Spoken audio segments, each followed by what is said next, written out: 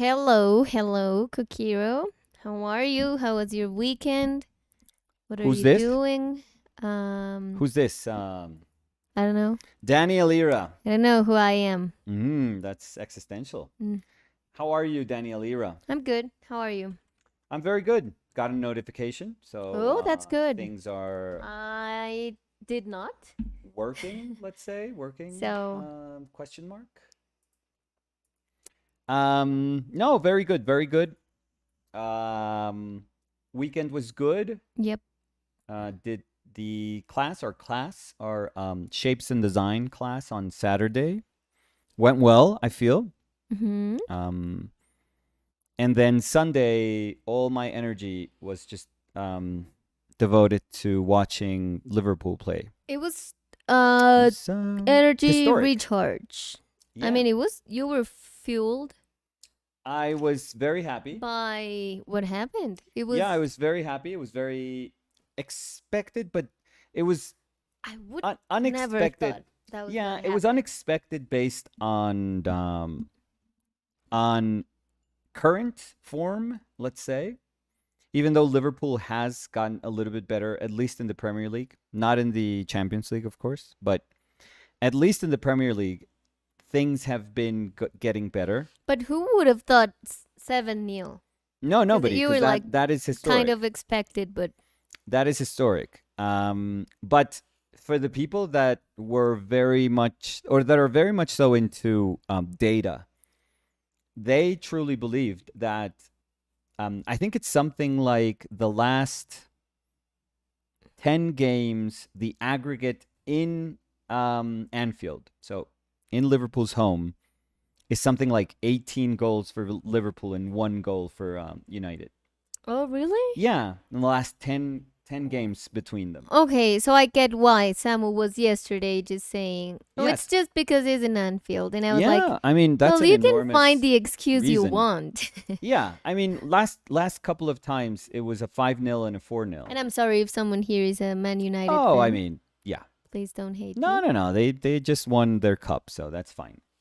Um, yeah. So it was. I mean, certainly not in the realm of something that was expected. Even though you might have thought that Liverpool could have just battled and then somehow gotten a win.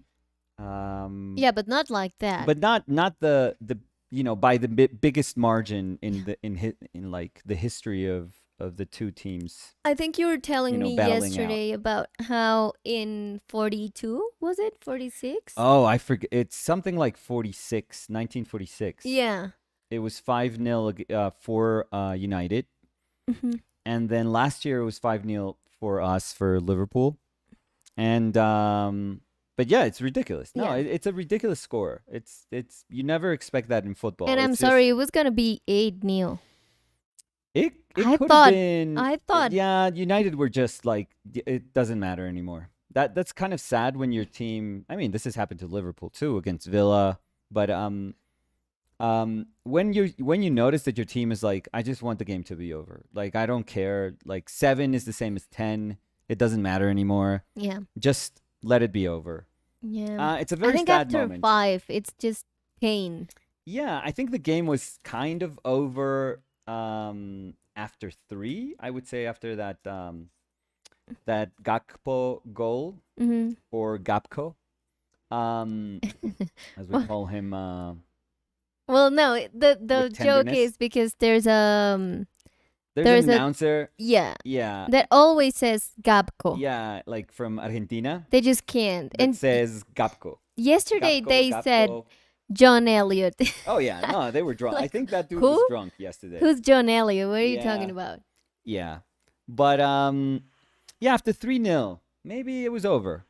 Maybe it was over. But and I could see other teams just saying like, "Ah, it's fine, let's rest." Like City does that a lot. City will be like, "We've won this game, like it doesn't matter anymore." And they'll just like play, they'll just take the ball and just move it around, and you know, the other team is like, "Ah, we hate you." But they are very conscious about resting. I think, Liverpool, and especially against United, they were never gonna let go. Like never.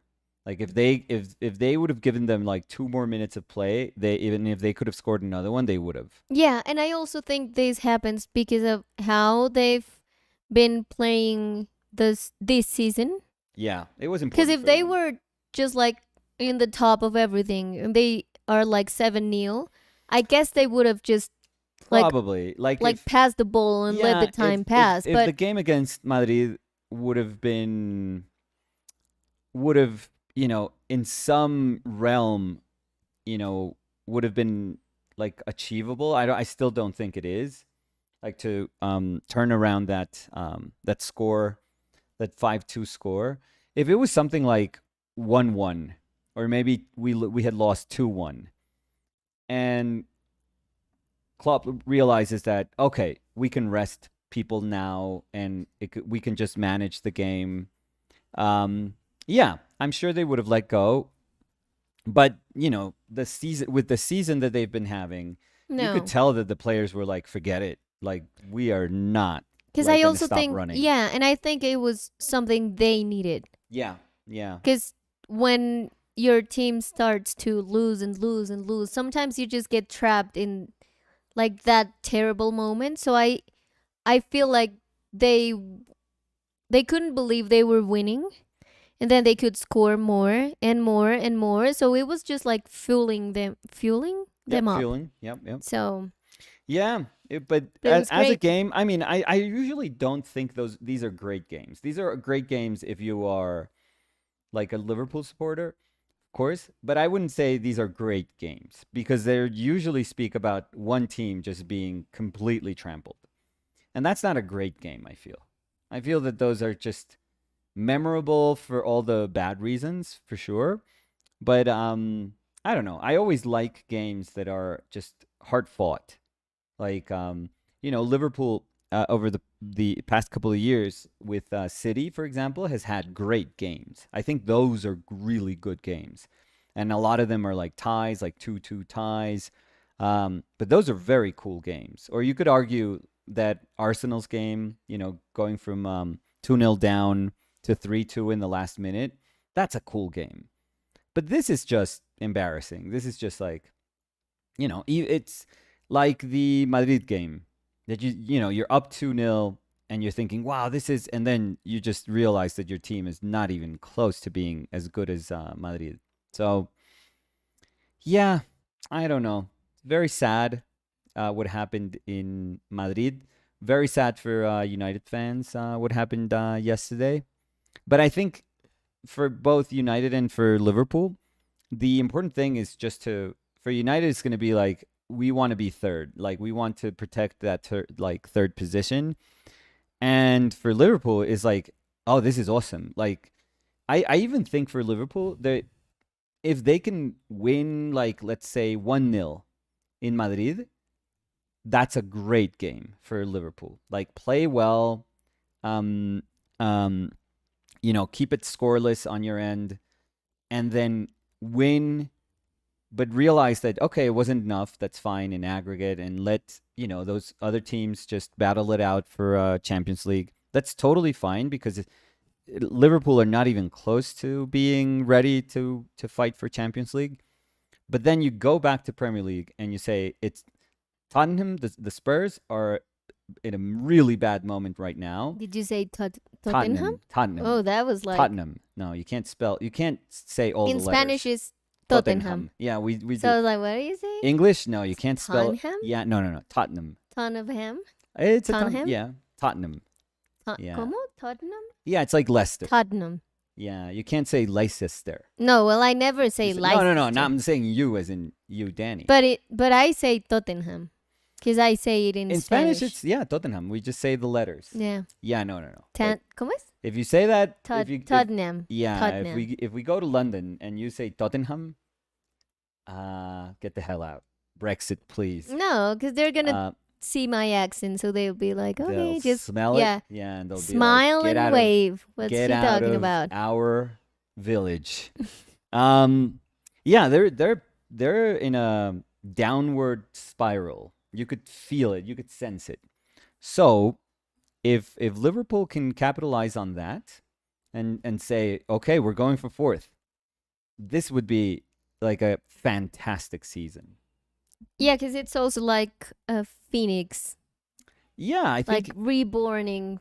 Because Uh, I think that what you were saying about how even if they win one, like if they win because of one goal, yeah. Oh, it would amazing. be amazing because it Yes. shows that they are just like getting out of that pit hole that they were in. Yeah. So that's what Liverpool needs right now. It's not like, I mean, it would be amazing if they win. I don't think, I I don't mean, if think they that that's can, a. I think that that's like asking for a little too much, even. exactly. But I think that, as you were saying, it would be amazing if they do win just for one goal. Yeah. Yeah. Because it's Or like, like okay, 2-0. It doesn't we're matter, but on the road to yeah. recovery. But So I do feel that the difference between like what could happen with against Madrid this year and what happened against Barca, um, the year we won the Champions League, it's two different teams at like two different moments. Like Liverpool was peaking at that moment. It was probably one of the best performances ever of Liverpool. Like that match. That against, the final in Istanbul, but I don't think that I don't think that the players are there. They're probably going to believe that they can do it because of this match. But I would say it's way more important to think about Bournemouth, which is the next Premier League game. I have to That's like say, way more important than like the stupid Champions League right now. talking about Liverpool, Yeah, I realized some days ago yeah, that your Luchito sticker is gone, yeah. It was midway gone. no, it was looking bad. It was looking really bad. I But if this is what gave us the 7-0, also don't draw. fuck me. Yeah. Oh Well, the good thing Jesus. is that it's not like the color is not sticking. I know. Let's I just can't even see let's it. just Leave it fool there. Leave it Destiny. there. Let's No, fool Destiny into don't thinking touch that it. oh my pen. Oh fuck me. Ya te lo vas. No, I'm good. You sure? Yeah. No, atrás. I'm good. Estuviste a. I'm good. It's perfect. You were like 1 Flawless. centimeter away from the tripod. Absolutely flawless. I don't believe it. Anyway, So hopefully let's start. Destiny didn't see me messing with that. Daniel Lira, we are going to do something that we don't usually do in these Mhm. videos, Yes. which is something that I actually love doing, but I don't do enough of it or any at all. At least on our videos, I'll do it with on my own time and just Mhm. like I'll spend some time investigating something that I used to love, which was drawing from life. I'm not drawing from life right now, but because I did spend so much time drawing from life, particularly the model, and because that was a class I taught at the fine arts faculty for many years. I miss it. I miss it terribly. I think that post me just leaving the fine arts faculty and probably post pandemic, it's very hard to have that space because I Mhm. would always use that class with my students for me to draw, for me Yeah. to also draw. Yeah, I like mean, you. not selfishly, but it was really cool to just go there and draw for them or explain things to them in their paper. So it was very nice. But I do miss it, and sadly, the only places that I get that experience, that kind of practice again, is when I do workshops Yeah. outside. So that's when we again paint from life. So I still have that that little moment where I'm feeling, oh, this is so amazing. I can get back to something that I really like to do. And then it's also, oh my God, I haven't done this in a long time. So it's always like a transition to going back to painting model from life Mhm. and hoping that none of those things really leave you, but it's Mhm. just like dormant somewhere and you can just, call Access upon them. Yeah. them and have an enjoyable time doing them. Um, but I was missing it. So so much so that many months ago, I forget exactly when I got these. I got a pack. I think I've mentioned this before here, but I bought a pack from ArtStation. Um, that is like a male academic poses pack. Mm-hmm. And I think we did Yeah, you one did one. I was painting, looking same for it. model too. Yeah, it was. Yeah, a back. Yeah, this one. Yeah, we did a back. I did another Yeah, one. you did another one, but it was not No, recorded. I did it for myself. Like I drew it, then I did like a little underpainting, Yeah, and the then I one painted it like for myself. you did was January 11, 2022, the back pose. Oh, there we go. So let's say this was a year ago. Yeah, a little bit more than a year ago, but yeah. Oh yeah, I remember those. That being one of the first ones that Yeah. that we did on like the new year a year ago. So I want After to. the 24 hours. Yeah. Hashtag 28 is 24. I'm Oh, the looking at it right now. forgotten hashtag. Um, so I wanted to see if I could get back to at least for today or maybe today, tomorrow. But I usually enjoy this quite a lot and just investigate the pose a little bit. I am a sucker. I'm like a huge fan of male torsos. I do think that the you know male female body, they speak about very different things. I don't think it's as simple as saying like male strong, male speaks about strength and female speaks about, I don't know, like gesture, movement, or sensuous, or it's like more curvy. No, I think that that's absurd. That's ridiculous. But I do know that if you would give me, like, if I would have two models, that would express, let's say that their body types were similar. So Mhm. let's not think about how much fat they have in their bodies, or how it doesn't matter. Like, let's think of two very similar, like male female, like anatomy. I would always gravitate towards the male anatomy for like investigation. I don't know why, but I really like how forms interlock in male anatomy. Mhm. And you could argue, what are you talking about? Like, it's the same muscles. Like, it's not as if males have more muscles or different muscles, but it's just the proportions of the muscles, which is obvious. Like, there's a difference there, and the structure, the underlying structure, there is a difference there. It's like, like objectively, there's a difference, like the shape of the pelvis, the angle of the pelvis. So there are things that for some reason it's just like I'm a little more drawn to what happens with male with like a male anatomy, and particularly in the torso. Like hips, if you told me like, oh, you have to draw something about the hips, like the strength of the hips, and to showcase them kind of holding weight, I would be like, oh, females, the female pelvis is like incredible at Mhm. doing that. So I would immediately say, oh yeah, I want to draw like a female pelvis for sure. I don't know if that's like if that's like an obvious thing, or I don't know if that's something that a lot of people would say or not. I'm just saying like that's what I would say. Mhm. In drawing, for example, we have like one of the artists that I consider like one of the best draftsmen in history, Luis Caballero. He was gay, and he would draw like mostly. I mean, he has like two or three drawings of females, like nude female, in like his whole history. It's Yeah, but so. it's not what you remember him Oh no, not at all. Like if you for. if you the one thing that you would associate with Luis Caballero is like the male body, and it's a very kind of anonymous male body. I mean, he did draw portraits of his models, that were models slash partners, um, but yeah, and there you could see them like as people. But when you see the vast majority of his work, it is bodies. It is Mhm. like, and a Like lot of them, understanding yeah, and a lot of the them are torsos. anatomy. Yeah. A lot of them are like just torsos, and very kind of And deliciously executed.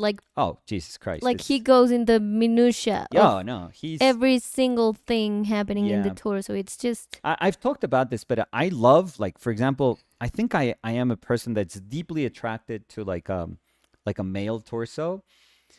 But I remember when I was studying, thinking, because this was the first time when I started at SVA that I had drawing from life, from the model.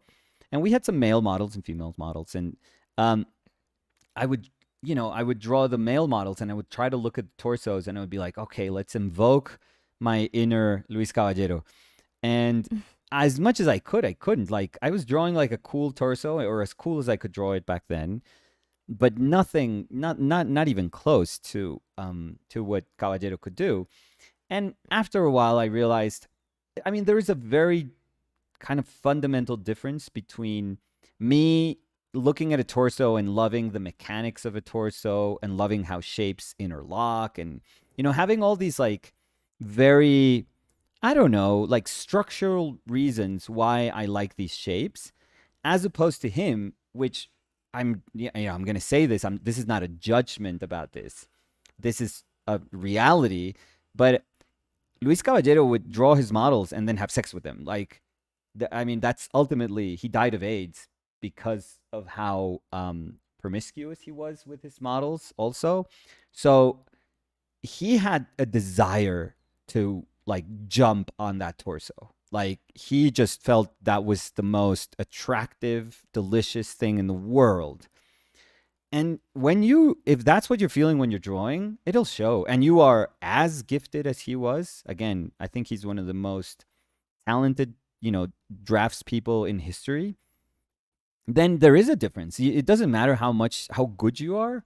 You'll never be able to access that person that drew with like physical desire.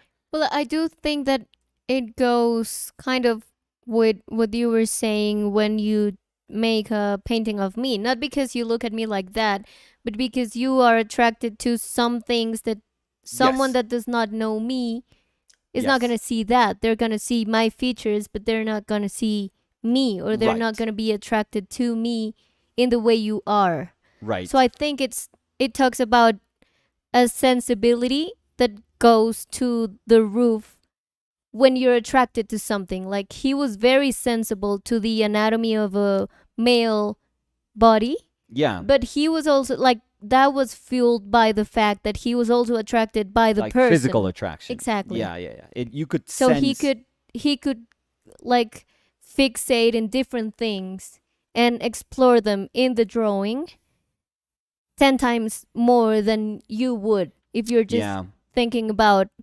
like making a drawing of a torso, of a male torso. You're never going to be, you're not going to have that drive that he had. No, So exactly, and I do think that those are the intangible ones. I mean, that desire, if you want to look at it that way, it cost him dearly. I mean, that was his life. He died of AIDS. He was super super sick. By the end, I remember my mother visiting him when he was, in the latter years.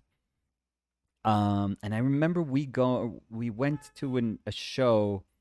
I'm thinking it was like 94 maybe. I'm trying to think, it was 94. Right before I don't know if he passed 96, 94. Could you check yep. for me? I don't know why I think it's one of those two dates, I would feel. It wouldn't be later. I think it was 93. 95. Oh, 95. Yeah. Okay. So this show, yeah, so I'm thinking that we went to a show. It was probably right before he passed. They had a really big show here in the Banco de la República, I think. Mm-hmm. Or I forget where it was, but I think it was there.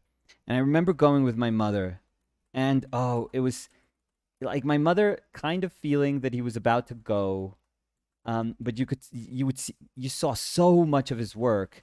Oh my lord! And it was like, he really was just a genius, and it was sad. I mean, it's very sad because you kind of, in one part of your brain, you're thinking like what could have been, like the desire for this person to have worked, 20 more years, maybe 30 more years if he had 30 more years in his life.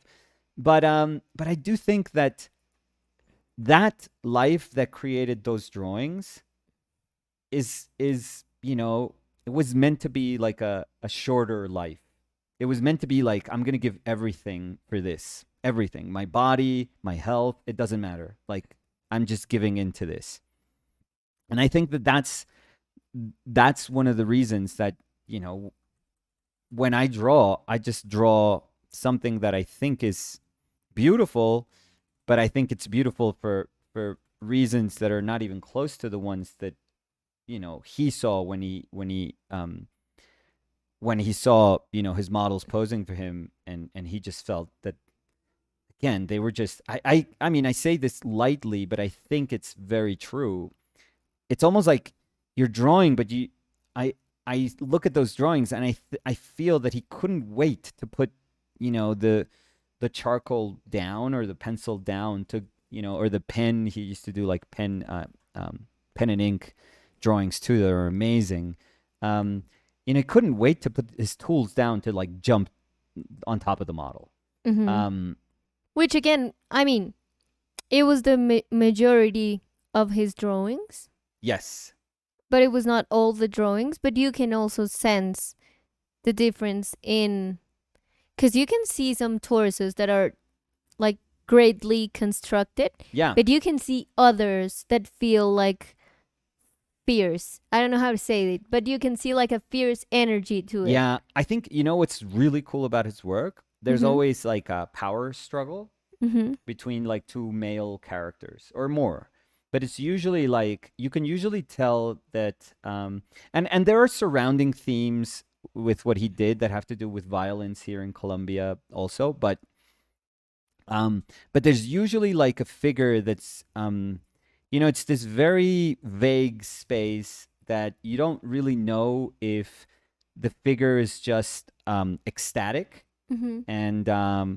and this is just like a sort of very very physical, sexual in nature interaction of those bodies, Mm-hmm. or if it's like violent, Yeah. or if it's like strangely, weirdly violent. So very much like Francis Bacon. I think Bacon is like his north star for many of the things that he did. So it has that vibe, that very animalistic vibe to it that you don't really know, but what's very cool is that you can kind of feel hierarchies of power. I mean, the bodies are always super strong, but there's always like a moment where there's like a bit of oppression, maybe symbolized by like touch and weight or tension, or it's really really cool. Again, And I things think that he described that in some interviews, because I was seeing, and there's a quote that he said, I paint the bodies. I'm trying to do the translation. go. So I Yeah. paint the bodies that I would like to possess. Oh So wow. it talks about possession Wow, too. I don't think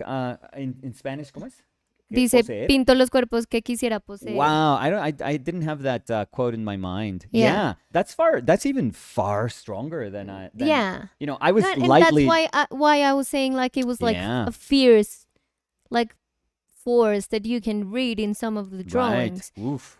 Yeah, That's because amazing. and Hopefully there was these a were- question. I've never seen, and by the way, like I have never read anywhere where models would come out and say that these were not like It was not. equal relationships. It was always consensual, for what I know. This I've never ever read that this was what you usually hear about nowadays, sadly, which is that there is a power difference between the relationship of model and artist, and the artist is just taking advantage of that position. I don't think I have ever read about anything even close to that. Like No. sometimes it can just be that. It can just be like two people that are just equally willing to go through this like, sexual nature of a relationship, and they understand, and they understand each other's roles in that relationship. And like I said, I mean, it's in the end, it was something that Caballero was going to so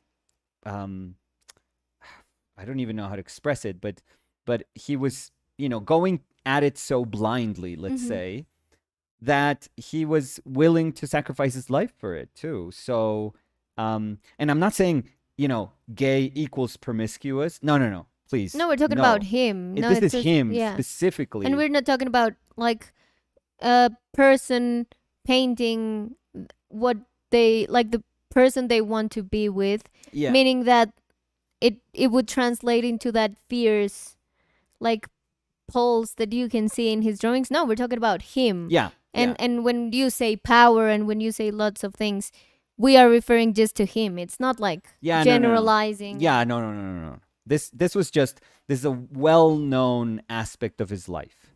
So this is not something that is, that we're trying to generalize or speak about other relationships about, between painters and models, artists and models, or about gay artists. No, this is nothing, nothing to do. This is just Luis Caballero Yeah. and specifically about him. But it's fascinating. Yeah, but going back to that quote, that Yeah. is, And it possessed was is something strong, I would yes. say. Wow. And it was a part because it's saying that they were taking some quotes from some catalogs Yeah. of things he wrote for shows he had. Yeah.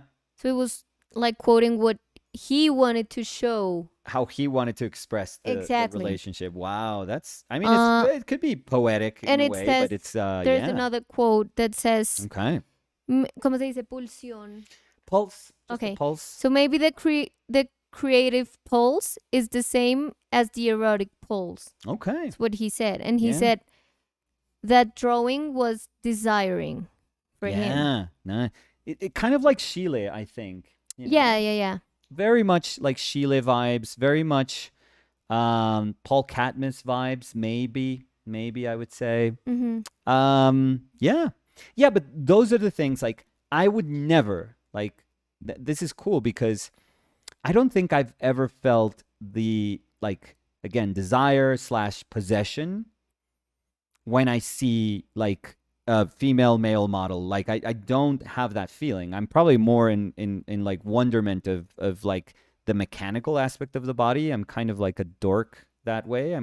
But that, but these artists that were open to that, it seems like that gives you access to something that, completely escapes you if you're just speaking about anatomy. If you just speak about, yeah, these are how these shapes interlock, and this is how, this body works. If you pay attention to, to how these parts move depending on how force is exerted. So yeah, very, very educational, I would say. And outside, I don't know if those words or that type of relationship with models, I would say models has a weird connotation here with the people that posed for him. Yeah, because when you were saying like models and partners, I think it was more like partners that posed for him. Yes, for painting. Yes, and there could be short-lived, like a very short relationship. No, but that's but it's outside a of anything that I could ever Yeah. judge. Like, that's not my place to say anything about those things. But yeah, these were human beings that posed for him. Yeah. That is, I think that's a way better way of understanding it. And because I do think that model already historically puts the, the relationship like in an off kind of balance place. Also, it was I mean, it was people that he had relationships with, whatever that means. It's not like a long-term relationship or a romantic relationship, but they had a different relationship outside the canvas, let's say it. Right. So it was not just the time that they spent in the canvas, but the time prior to it and after it. Yeah. So, yeah, but I think it's very cool. I hope that, because I can understand how surface level, this can just be like another story about artists taking advantage of like a power position. But I think it's like, if you read into it, not read into it, if you read about it a little bit more, if you educate yourself a little bit more, I think those many relationships are way more complex than that. I mean, I'm obviously conscious of how sadly many relationships do fall on that. I'm the artist, I'm in power, I'm going to take advantage of my position. But I think in this case, it is different, and it is something that enabled him to become the artist that he was. I get the cost of that. We could argue if it's worth it or not. I mean, but in the end, it doesn't matter. It was their decision, their life to live it like the way they wanted it to live, wanted to live it. So, so yeah, I think it's quite fascinating to understand that. I think that you could be as great of a drafts person and perhaps in terms of ability be as good as him, and it wouldn't enable you to access the things that he was able to access when he was drawing. Mm-hmm. So it does speak about like a different place, a completely different place that opens up to you when when you realize that other things can fuel like the act of in his case drawing something, in my case painting. And I like the parallel that you were saying, because I'm not like an erotic painter. Mm-hmm. I don't think I mean, I've painted bodies, but it's very rare for me to do something that's like sexual in nature, erotic in nature. I Mm-hmm. don't think I avoid it. It's just that it doesn't quite, like when I think of things that I want to say, that's probably not one of the things that I want to speak about through painting, and I think that's totally fine. Mm-hmm. But it's pretty cool when you say that, yeah, when I paint you, there is something That attracts you from different. me. Yeah, Yeah. there's something like above the ability to drawing or painting or just, that any capable artist would have. There is something more that you have to believe in, that it's like that is ours. Yeah. And that's what I can feed from Mm-hmm. in order to make like what essentially it's not going to be a better painting, but that you're in the end you're going to be like, wow, this feels deeper Mm-hmm. than something that was done by somebody who just saw them as a stranger. And you don't know where that lies in. You really don't. It's Mm-hmm. very difficult to like establish where that happens. But yeah, but it's different, I feel. Yeah, I was going to say that I feel that it's because you are attracted to some things of me. And Mhm. talking about Luis Caballero, he was attracted to some things. And that was there or yours. Like it was the intention shown in the painting, drawing, etc. Which I feel is very important because I do feel that that attraction fuels the intention Yeah. that you have. So if there's I don't know if there's if I sit in the middle of a class and I pose and there's 10 people making a drawing of me and you're one of those, I know that your intention would be very different Mm. with the drawing and it would translate with the end result of the session. Yeah. And I would feel that other people's intention, maybe they were attracted to different things in me. They were attracted to, I don't know, the gesture I had. So they were attracted to the gesture. Or they were attracted to the fact that I was feeling uncomfortable or that I was feeling very comfortable. And that would be their intention. But yours would be not only an intention that goes like that starts with me sitting in the pose and finishes when I stand up and you just finish whatever you're doing, but that goes, and that's why I was saying with Luis Caballero, it goes before that and it trespasses the time of the pose. Right.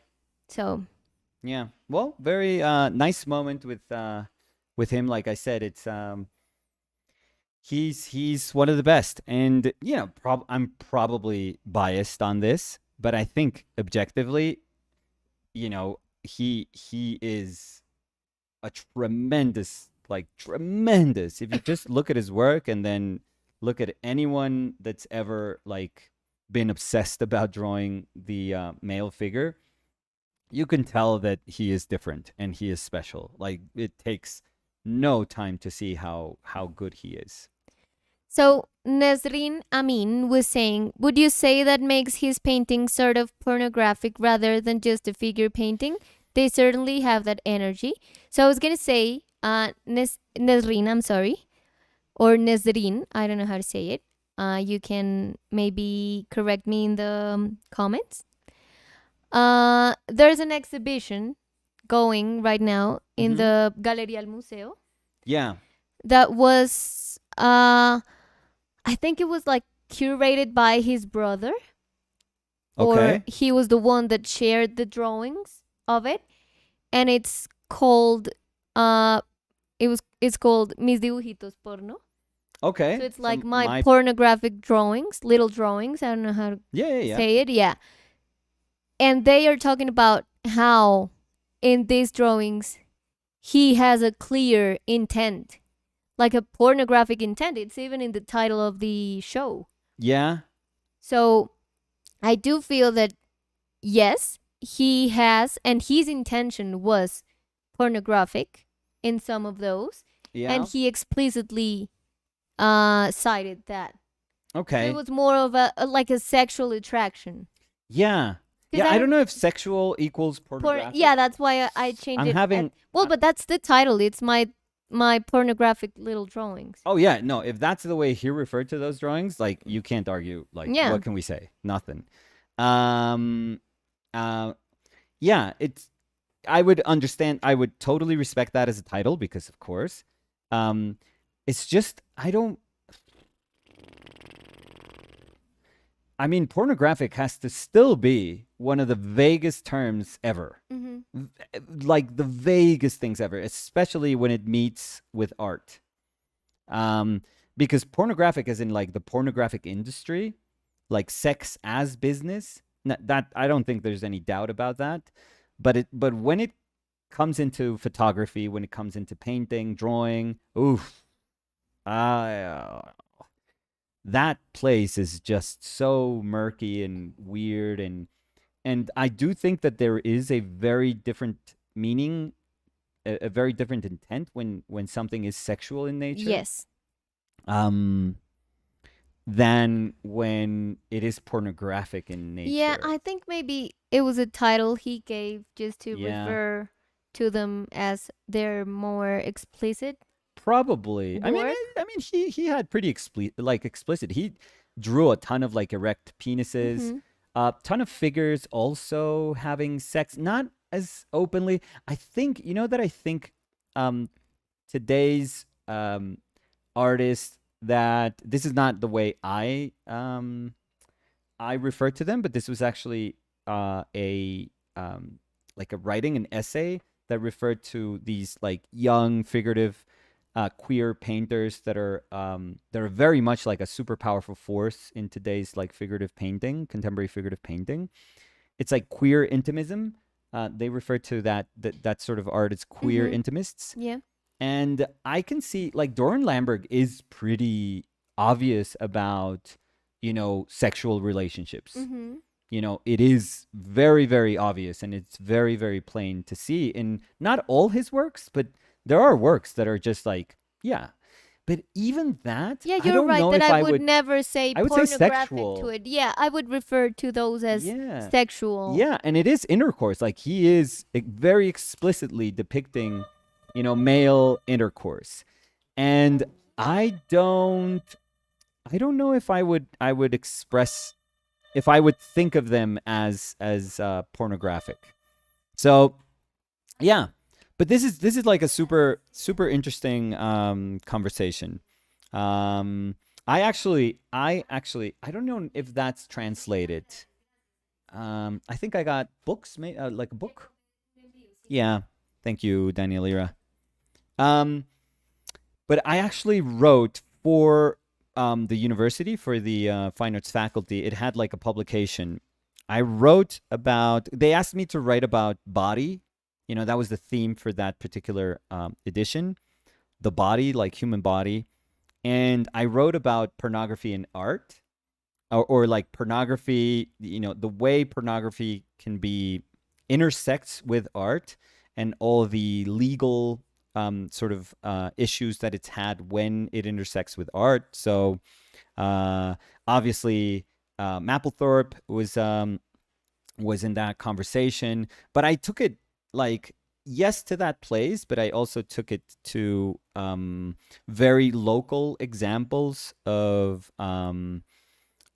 schools not letting girls go into museums because of certain exhibitions, or what happens in like pre-Columbian pieces that are like idiphallic, I think that that's the term also in English.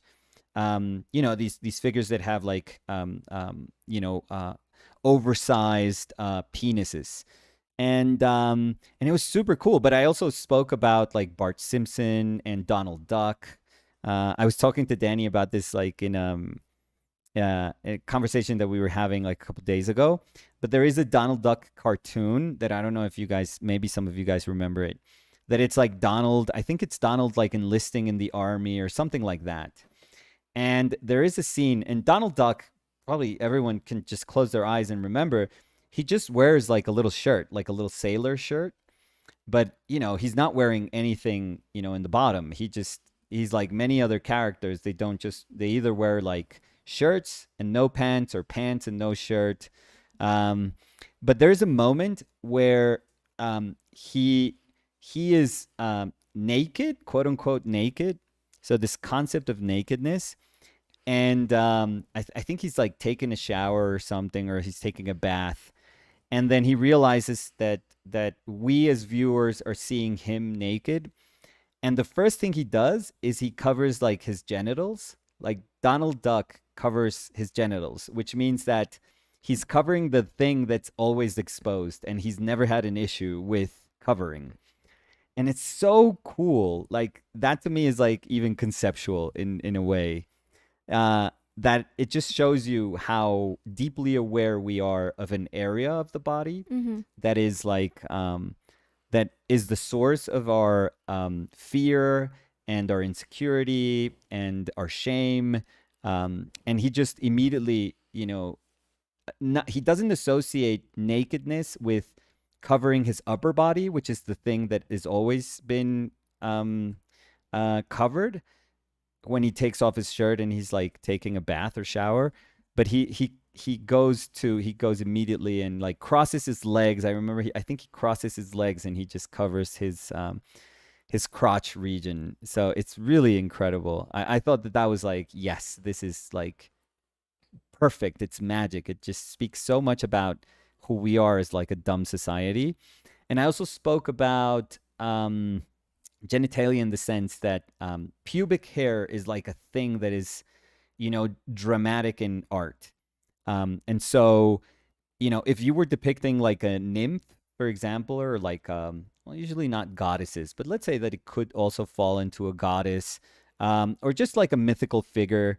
Usually they're very bare, like their pubic region would be super super smooth. Like Mm-hmm. nobody would care, nobody would bat an eye if, you know, if you saw like this female figure and her pubic region was just like, you know, softness. It was Mm-hmm. just like lower abdomen and flowing into like the pubic region, as if it was the same thing, like the same form. Just nothing changes.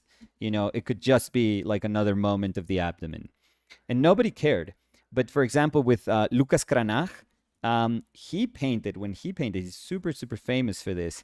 He did a painting where he actually depicted um, pubic hair in this female model, and it was shocking at the time. It was absolutely shocking, uh, and I love that idea of just like, you know, this is fine, but this was like, oh my god. Yeah.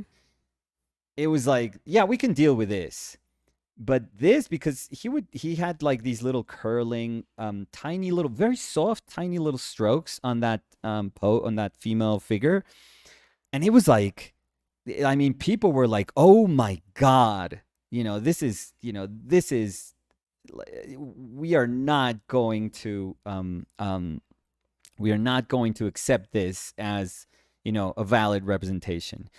And you would think that this is like, okay, he opened the door for like other people doing this more openly. Oh no. No. I mean, even in the like late academy, you would still see people struggling with the way they would depict like a female's pubic region. It was just very, very strange. And it's up until like modern times that you realize that people are finally comfortable saying, like, no, you know what? We've avoided hair so much. I'm going to make it about hair. Like, I'm going to tackle this as openly as I can. and that was like the kind of breaking point. But this to me is just so absurd. It's so, I mean, it's fascinating to see because it is part of our history Yeah. in terms of image making, in terms of how we dealt with our body, when depicting images. And also how it is about, like you were saying, certain parts of the body. Oh yeah.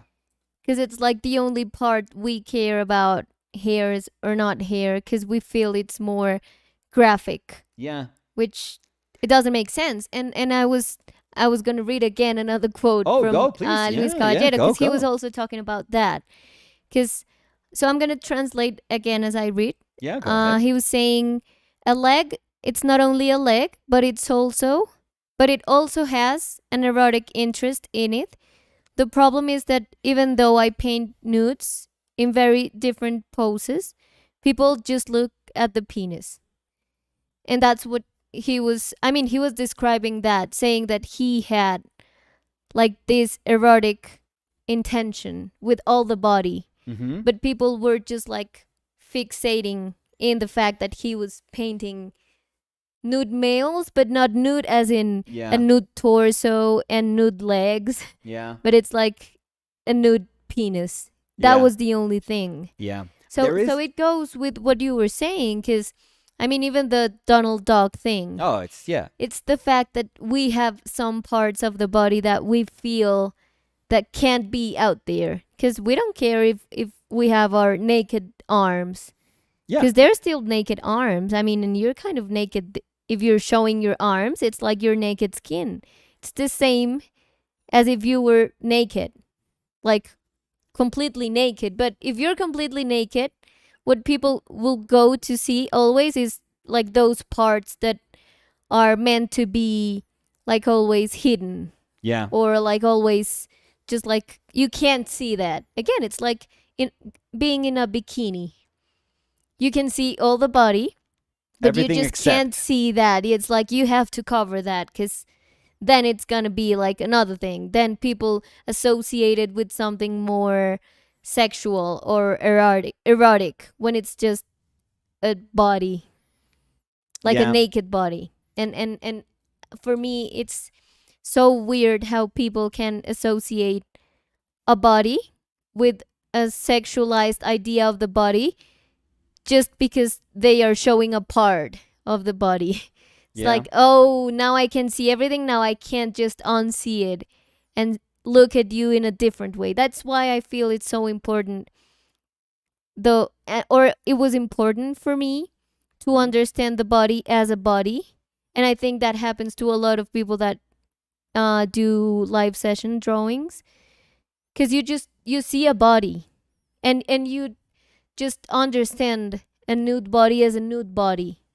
And that is amazing, because I feel that society just makes you feel that a nude body is always like, if you're watching a nude body, it's because something's happening there. Like Yeah. there's gonna be a weird interchange, like a sexual interchange always, Yeah. when it doesn't have to be the. It doesn't have to. I will say I do agree with you completely, but it's also important to realize that it can be like that. If you look at if a male model is posing, a female model is posing, like the pose can be sexual in nature. Yeah. And it doesn't mean that you are just a sick, you're just this fucking sick human being who just only has sex in your mind, and or that you are thinking, or you're imagining like this, fantasizing this about this kind of like sexual relationship, sexual, you kind of change the nature of you artist and them as people that are posing, and you fantasize about like changing that dynamic into like a sexual one. It doesn't, I like, no, that's totally different. But I do think it's because I think it would be blind also to negate the fact that it can be sexual, like that you look at a pose or something and you could be like, wow, I felt it was very sexual, and it doesn't mean that Yeah, like you it had know a it, sexual energy to it, right, and right, that's right, fine. and it Yeah, doesn't. but I feel that it's that. It's like it can have a sexual energy, but it's not like it's sexual just because it's a naked body. That's what I was trying to say. Right. I mean, nudity does not mean sexual. Right. You know that what you were saying with Luis Caballero, there is a drawing. It's probably like one of my favorite drawings, but I don't know how it easy. It's super hard for people to find a lot of his work in the internet, sadly. But I mean, there's some, there's a bunch or like some good, I would say some good images, a bunch of images, but a lot of them are just not good enough to give you like an idea of how good he was. But there is a drawing. I have a couple of books on him, but there is a drawing of these thighs, these like super powerful thighs that are like bent like that. Like it's just like this would be the back, like the spine, and then the pelvis and hips, and then butt, and then these like huge thighs Hmm. with like this incredibly, tense moment around the knee, and then like calf with like a ton of pressure here. There's like so much force in those thighs. Um and I forget, yeah, I think the feet are there too. And then there's like an insinuation of another figure here. So they're clearly having like, some sort of intercourse, or, Hmm. or figure is just on top of the other figure. I Hmm. don't remember so much the relationship, Hmm. but just the thigh, like just the butt and the like this super kind of thick thigh, so stressed. Like the muscles here are so in that drawing are so fucking good. And then the moment of tension around the knee, I'm like, that is the most sexual drawing. Like that I feel is like one of the most sexual, powerful drawings that he did. Hmm. And it had it didn't have like an erect penis, or Hmm. it didn't have like anything that it was just obvious. I mean, some people could think this is obvious, but it wasn't like, okay, like what you were saying, oh, it's nakedness and there's like a penis. In this case, it was like, yeah, it's nakedness, but not really. I mean, it's just like a thigh and not even like a butt because it's from the side. So you can't really express like, okay, that's a butt, as if you associated butts with like sexuality. But um, it was just like a thigh, just Yeah. like a strength of a thigh became incredibly sexual. Yeah. So It goes it's to amazing. what, like the quote that I was reading, how he was describing that he could paint or draw a leg, thinking about it as a sexual attraction he had to it, but people would just like fixate with the penis. Yeah, yeah, it's pretty amazing. So you were reading that like sexual energy in the leg, Yeah, 100%. which Oh, that's was one of of my course favorite his drawings. intent. I have to go to my mother's to find the books, but because if even with the books I kept, if we brought them here, we would have to move out, I feel. Yeah, we don't have a lot of space for those books. So, yeah, so anyways, I think it's I know that we were going to do like a body, but I sometimes feel that it is when we think of anatomy, it's almost like you think of pieces that are human but are not really human, or you think like this is how we are made, but it's almost like this is us minus the human It's being. like a carcass. Carcass, yeah. Yeah. It would be us minus humanity. So don't put like your issues or your sexuality or your anything into this, because it doesn't matter. This is just about mechanics and structure and form. And I think that's fine, but I think at some point, and you realize it because because people like Chile exist and because people like Caballero existed, that when people took that information but interiorized it in a way that it became like a super powerful tool for them, you realize, oh no, this is not just anatomy. Like in the best of cases, when you look at people that depict the human body in like super powerful ways, like Jenny Savile, for example, Hmm. or It talks about intent. yeah, it just goes to show you that it's not like, yeah, it's not anatomy. You're not thinking anatomy when you see like a Jenny Savile, like 19, mid 90s painting. you don't think about that. You just think of gravity and weight Hmm. and form and huge, and just heavy, just strong, So so I'm doing the more formal part, Hmm. but and it's I think it's okay, but I think it's always good to accompany that reflection with just a bit of context, of contextualizing, what is how we have viewed the human body, and how there are incredible examples that show us that there is so much more to explore if we chose this as our path. Hmm. There is so much more to explore, and it's so much more complex. It's not just like saying sexuality, penis, boobs, vagina. Like that is like surface level. Um, I would say that that's if you fall into that, that is kind of like pornographic. I was thinking, what could be pornographic and not sexual in nature?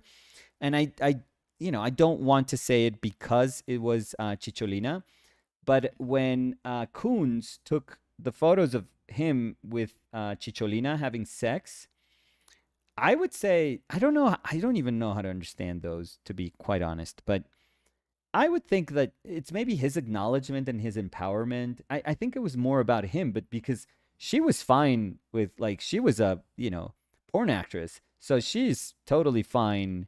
Or like erotic, movies, however you want to call it. But I think she was fine. It's like, oh, let's take pictures of us naked. Chicholino was probably like, okay, that's like, what is that for me? That's like nothing new for me. But probably for Coons, it was like something important for him, something that liberating for him in some weird way. Although I don't think the photos are so complex that they merit something else there. But I just think maybe those would probably be a bit more pornographic than artistic, I would say. But I'm having a hard time just saying, like, oh yeah, that's purely pornographic. And then trying to create like a rule as to how you would establish that something leaned more one way and not the other way. I would say, yeah, Coons. I wonder if Coons is like a good example of that, because I don't really see like Mapplethorpe's photos as such. I don't think so. And recently, like something like Doran Lambert's work, I wouldn't see that either. No. Not at all. I don't know. Yeah, I mean there was Prince Barebones Yeah. was also saying Doran's work is beautiful. I agree with you guys. I never view it as No, pornographic. it's No. very no. It's super. It just feels very different, very very different. Mm, Yeah, I think for us, I think in a very very shorthand way, which is probably the worst way to view it.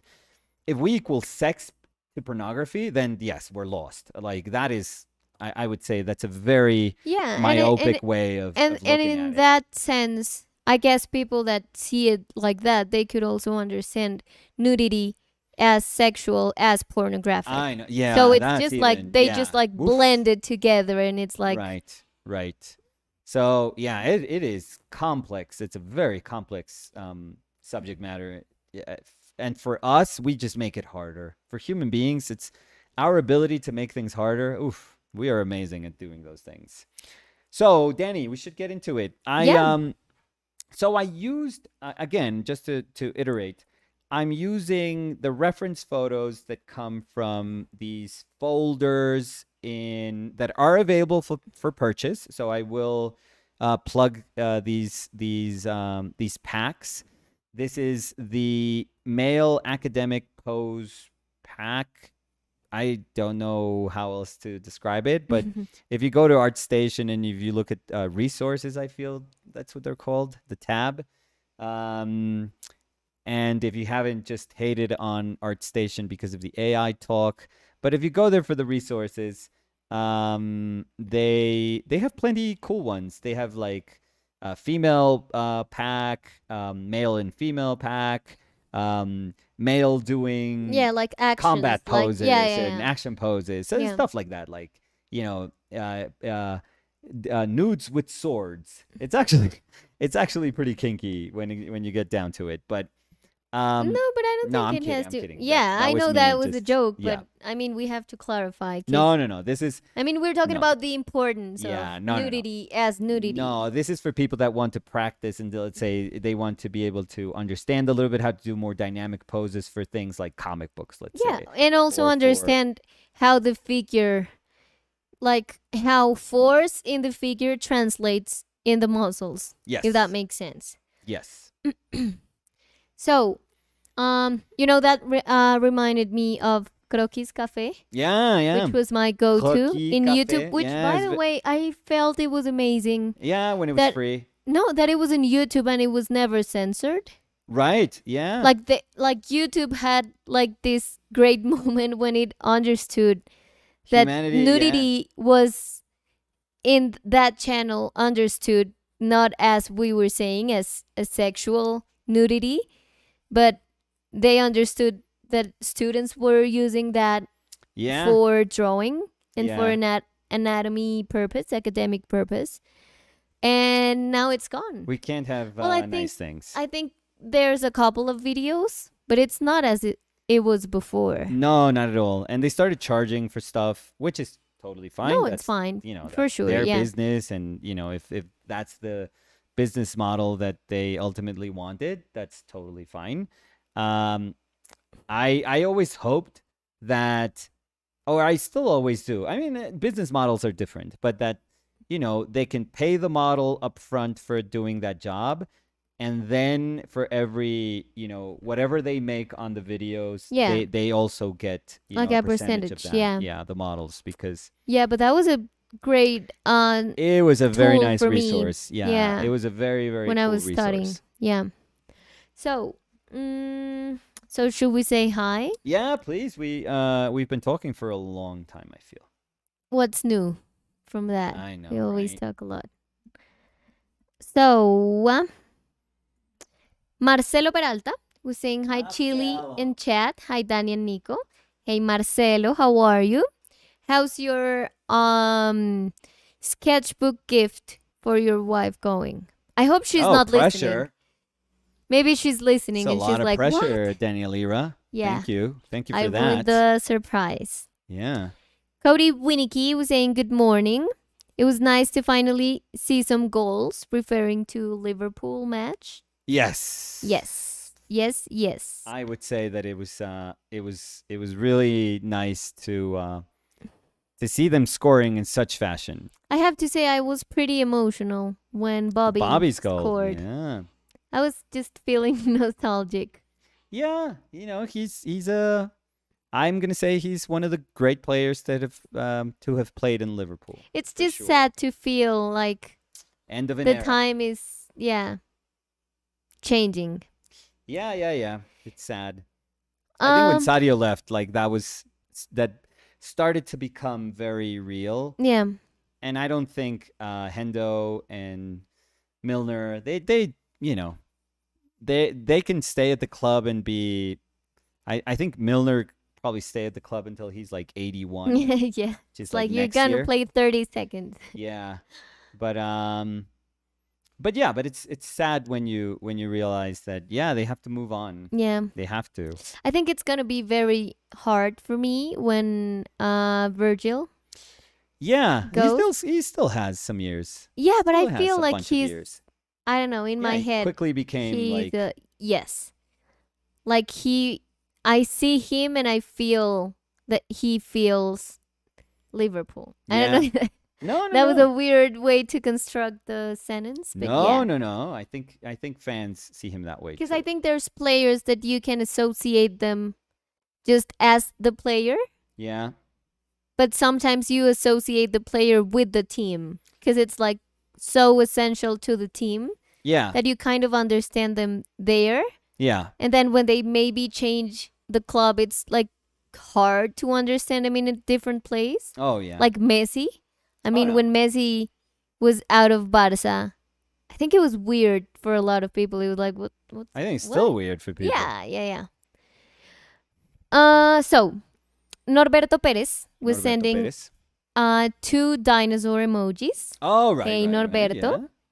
How are you doing? We should find like a dinosaur That pun. sounds like Norberto. No, like hello. I was trying to say hello Oh, in Halosaurus. dinosaur. Allosaurus? I don't Okay. know. I'm going with the simplest one. Um, I don't know. Okay. What are you We have gonna time. do for T-Rex of the week? Oh, Jesus The rest Christ. of the week? Yeah, yeah, yeah. That's actually not terrible. Víctor Barbero dice hola. Hola Víctor, ¿qué tal? ¿Cómo está Víctor? Pankernik dice hello babies. Is that Chile? No, That's chilly. that's Chile. Chile is chilling. She's sleeping. We went to the park for not long, but she's tired, I guess. Sick and tired of us. No. Of you. No, of me. She's Team Nicolas. She's never tired of me. No, It's no. like it's never enough. No, you two are. Danny for her. Yeah, no. You two, the moment that you two met, it was done. No, she loves you too. We were reading about how she offers you all in the a- bones. Yeah, in a different And- thing. In a different way, though. No, It's very different. no, but to be honest, it's because I'm always like spending a ton of time with her. Like- Yeah, but I do think that it's no, I don't see it as like a competition or anything. I just think it is. Oh no, you know? if it was a competition, Right. It wouldn't be. no, she loves you. Oh, thank you. I think No, that you're don't trying want to make me feel better. No, I don't want to feel like it's because I never want to feel it's my dog and not yours. I don't And feel I know that you don't feel it like that. No, But I'm I just think sad I when- think she's your dog. It's like there's no doubt in this universe that she's your dog. No, I just feel I mean she is my dog, but she's also your dog. I never think I about know, her as but- just mine. Ju- Which but sounds Think about it. If we were both like in yeah, the- I would take her. we were no. We We were were both splitting. in I the thought you were Annie gonna say, and I was scene. like, okay. like Annie, like come here, Sandy. I forget what the dog's name was. Come here, Sandy. Come here, Sandy. ¿Qué es eso, mi amor? No She's sé de qué Annie. hablas. She's got the the redhead like afro here, the perm, and the curls, and she's like on the street because that's that's her dog. So you've never seen Annie? I think I've seen it long time ago, but So she's like, "Come here, Sandy," because the dog is like, I don't know. She gets out, she escapes like the convento, no. She's in a orfanato. I'm sorry. yeah. So she goes out, I think through the laundry. Like she sneaks out like with the dirty We laundry could or ask something. Fer. And then she finds a dog, and she says, they quickly become close. But then the dog is like a stray dog. So there is a dog catcher, like a city dog catcher, that is going to get the dog if the dog doesn't have an owner. So she's saying like, "Oh, that's my dog." I don't know why we're describing Annie, by the way. You are. Yeah. We are. I mean, body, sexual in nature. No, Annie. No entiendo el chiste. Me neither.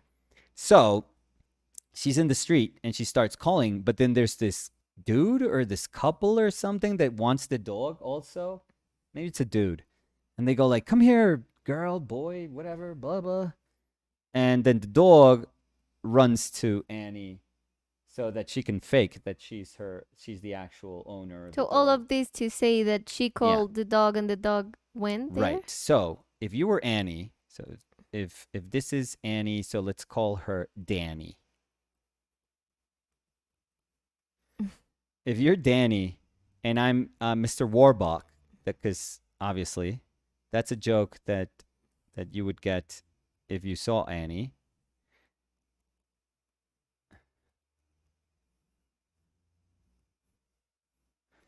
And I'm here calling because he's bald. That's the reason. You know who the actor is? No. The guy from Big Fish. You're just. Yeah, I know. When where he was are younger. you? I don't even know where I think you he's the are guy at. from Big Fish. Okay. Not Big you Fish. I like it. but the older guy, like the older version of him. So I think he's the actor, right? Yeah, but go ahead. Go ahead. Anyways, so if I'm here, let's put me kind of nakedy, just to tie it with this. And I'm calling at the dog, like, come here, dog. The dog goes to you. Of course, because I take her out every single day, two I don't times think a that's the day. only reason. I And just I think play with her. I think and that I that when God, who is the dog catcher, has to establish, whose dog it is,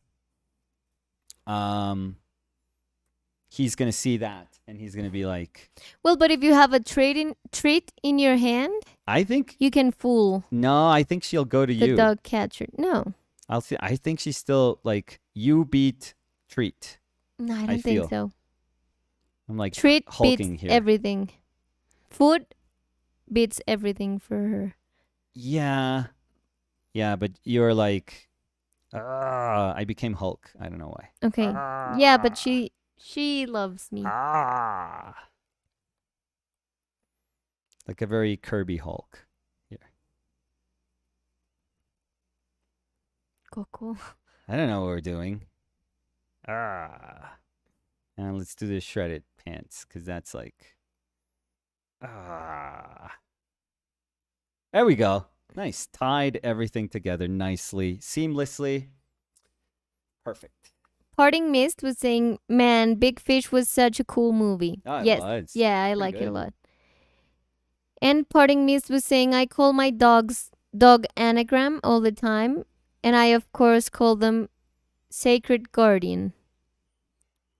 So where was I?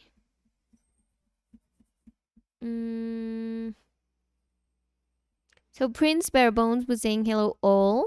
Hey Prince Barebones, how are you? Frankie Smith was saying good morning. Good morning, Frankie. Supratim Chowdhury was saying if Liverpool had got 15 minutes more, then they would have definitely scored 3 more goals. Oh yeah, they weren't gonna stop.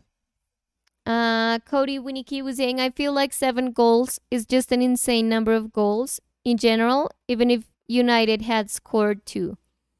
Yes. Oh yeah, that to say that you scored 7 goals in an opponent, it is. Yeah, I just feel legendary. 5 up is just it's too embarrassing, much. always. Yeah. Sergi Arts dice, I guess it was bom dia. Dice B-O-N, bon dia. Bon dia. Bondiola. Bondiola, Sergi. What? Catherine Peremsky was saying, hi everyone. I can't stay. I'm in New York City. Oh. Having an excellent time, of course. Nice, Oh, of that's course. nice. Enjoy New York, Catherine. Yes. And when you're back, you can tell us how it was. Supratim Chowdhury was saying, what's your favorite club? Talking about football. So I think it was Liverpool, obvious. Yeah, I think yeah. And they were saying Liverpool can't win against Madrid. Oh no. And they are Madrid fans. Oh, I think in the aggregate, yes, no chance in hell. I think in the game, I think so, because Madrid knows that they don't have to win by 6 goals or by 7 goals. Like they're just gonna manage the game. They don't want to get people injured in that game. Like it would be really, really stupid for them to do anything that puts their players like in any sort of danger. They don't want to pick up yellow cards. They don't want to do anything. So they can just really manage the game, and they know that it's like, hey, let's not freak out. Like if they're winning, it's fine. So I do think that Liverpool can win the game, and it can be like sort of moral victory in a sense. But yes, I'm with you. It's almost impossible that they revert that 5-2. It's really hard. Frankie Smith was saying, I so need the company this morning. What sick happened? and in bed. Oh, What do you have, Frankie? And well, we are have to. Well, if you want to share it. I Yeah, don't know. no, I And think we are let's happy. get better. Yeah, get better. And we are happy that we can be your company Yeah. while you get better. Yeah, but you don't have to share anything if you don't want to. Just I say you're never sick. ask because of like bad intentions. I mean, I'm an oversharer, Yeah. so I just always ask. Yeah. But please, I mean, if you don't feel comfortable with the things I'm asking, just ignore me, please. Just know that I have good intentions. It's never like ill intended what I ask. Right, right. Catherine was saying, hello, you all. Hey, Catherine, how are you? And Marcelo was saying, yes, it's always better to watch a good match where both teams are at each other's neck. Yes. Margo Delgado dice, hola. Hola, Margo. Margo, ¿qué tal? Liet was saying hello. Hey, Liad. Liet. Andrés Garces dice hola. Hola, Andres. Andrés. Rosalind Dion was saying hello, Nick, Danny, and chat. Rosalind. And Chili. Rosalind, please. Oof. Hello to you too. Under the bus. Prince Barebones was saying open figure classes are so hard to find where I am too. Luckily, I was able to find one and I'm going tomorrow night. Oh, Very nice. excited. Oh, that's Very nice. cool. Hope you have a great time. Are you Let gonna us draw know. or paint? Marta Sánchez dice hi everyone. Hola a todos. Hola Marta. Marta, ¿qué tal?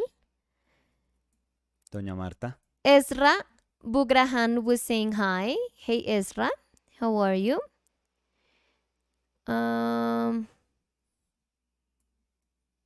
Andres Garces was saying, I think about Giacometti too, his long term relationships with his models and intimacy. Intimacy is so important. Mr. Murilo Sopa was saying which artist, and Andres Garces was answering Luis Caballero.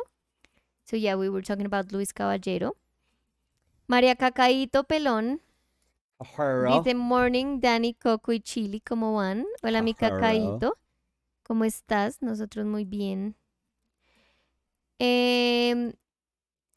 Visquit Mile was saying, this conversation makes me think it's Egon Schiele and his model and lover, particularly the painting Death and the Maiden. So I guess we get why people thought it was Schiele, but no, we were talking about Luis Caballero. But we And mentioned by the way, Chile when speaking about other artists that probably have that shared nature to their like relationships. Attraction to, Gurkan Guler was saying, hi guys, it's a pleasure to listen to your thoughts on models and painting from life. Hey Gurkan, long time no see. How were you are gonna you? say something, Danny? I think I don't know if I interrupted you. Maybe What? you were saying, which by the way, or something like that. No? I forgot. Okay. Parting Mist was saying, I painted lots of quote unquote naughty pictures. LOL. Yeah, I mean, well, however we want to, it's up to us. However we want to describe them. So. Liad was saying, I have to go for a bit. I'll catch you later. Bye, Liad. Bye, Liad. Have a good day. Yeah. Gurkan Guler was saying, do you think would you ever be able to paint from real life sessions in this channel? I'm well aware it requires a whole new setup for that. Yes. But yeah, maybe it would be great to watch a streaming that you're painting from live and listen to you. I think we could set up like a still live. But to paint from a model, it would be very complicated because we work from home. Yeah, and we don't. Where I'm at, the hiring of the model wouldn't be like, I know plenty of models. No, so the that setup wouldn't be I think difficult. it would be. But to be super honest, I don't know what changes. No. Probably the fact that I'm painting from life, but the way I paint, I don't think anything changes. No. Like you've seen me paint, I don't know if anything changes. Like when I paint in my workshops, it's like you could go to my Instagram and see the paintings that I do when I'm painting from life. Yeah. And I don't know. I don't know. I don't know if it's as interesting. So the way I would answer this is I don't know if it's as big of a change as you think or you're imagining it to be. So maybe you would be disappointed in that. So Uh, okay, so the right way to do the pronunciation is Nesrin. Okay. So Nesrin Amin. Oh, great. Um, so Mango Menso dice hola ¿Cómo se Nico. dice? ¿Ese cómo se pronuncia? No sé. Mango Menso, ¿cómo es? Mango Menso, supongo. No, estoy haciendo un chiste, o sea, que ese se me hace chévere. Mango Menso dice. Hola Nico y Dani y Chilita. Asombroso dibujo como siempre. Chilito. Pero ya le pasamos todo Ah, por mi encima. Chilita. Ah, pensé que Pues, decías Chilita. no, dije, ay, chilita. Y después pues hablé de lo No es que pertinente. dijiste Chilita. Bueno, sí, es que ya le pasamos todo por encima. Yo decía, ¿qué? Pues ¿Chili? no, a Chili no le he pasado nada. A ver, Sí, dice, señora. asombroso dibujo como siempre. Soy un Ya le estudiante de pasamos por diseño encima. gráfico y estoy a punto de titularme. Para mi proyecto de Felicitaciones. título me gustaría apoyar a los museos a través del diseño y les quería preguntar, ¿cuáles son los problemas más recurrentes que ustedes ven en las exposiciones de artes visuales en cualquier sentido? ¿What? Está un poco amplia la Sí, cuestión, Manso Menso. problemas, a ver, si es un diseñador gráfico, en problemas de, Pues o como, sea, es que creo que la pregunta es muy amplia, no sé si son como problemas del espacio donde se dan, pero como yo creería que pertinentes al, bueno, no quiero limitar la capacidad que puede tener Manso Menso. ¿qué? ¿No es Manso Mango Menso? menso, Eso, Manso Menso. más o menos, creo que. Mango Menso. Le atiné Mango Menso. Em, Me mordiera, no era le nada. atiné manso menso, No, no sí, más o mango menos, menso. sí.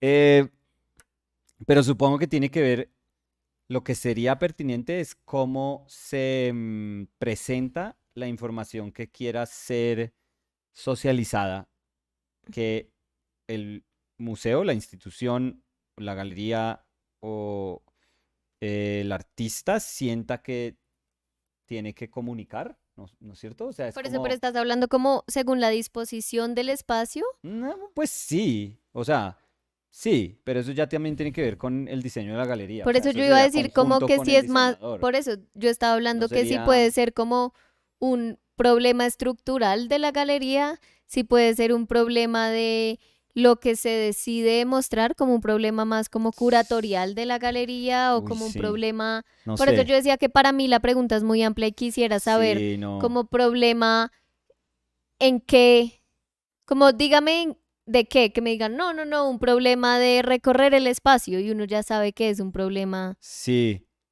pero, pero digamos en en exposiciones y más en las institucionales, no, yo lo veo más, lo veo súper como, no sé, o sea, cuando yo veo una exposición grande acá, es como igual a una exposición grande en cualquier otro museo del mundo, honestamente. O sea, como uno llega y normalmente hay una pared de texto, o sea, una pared inicial como que tiene un texto que lo aproxima a uno Ujú.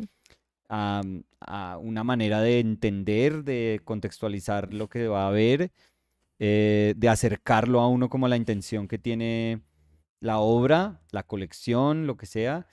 Em, no sé, yo hay veces pienso, no creo que sea un problema, porque no es un problema, pero hay veces pienso que la información que hay, Ya tiene em, hambre, espérame. la información que hay muchas veces no la consume la gente. O sea, si la gente ve una pared con un juego de texto o una línea de tiempo o, no sé, imágenes, texto como para hablar de la época o de muchas veces las personas no se quedan ahí mirando lo que es eso. Ellos como que la gente quiere es ver la obra y ya. Así no la entienda por completo.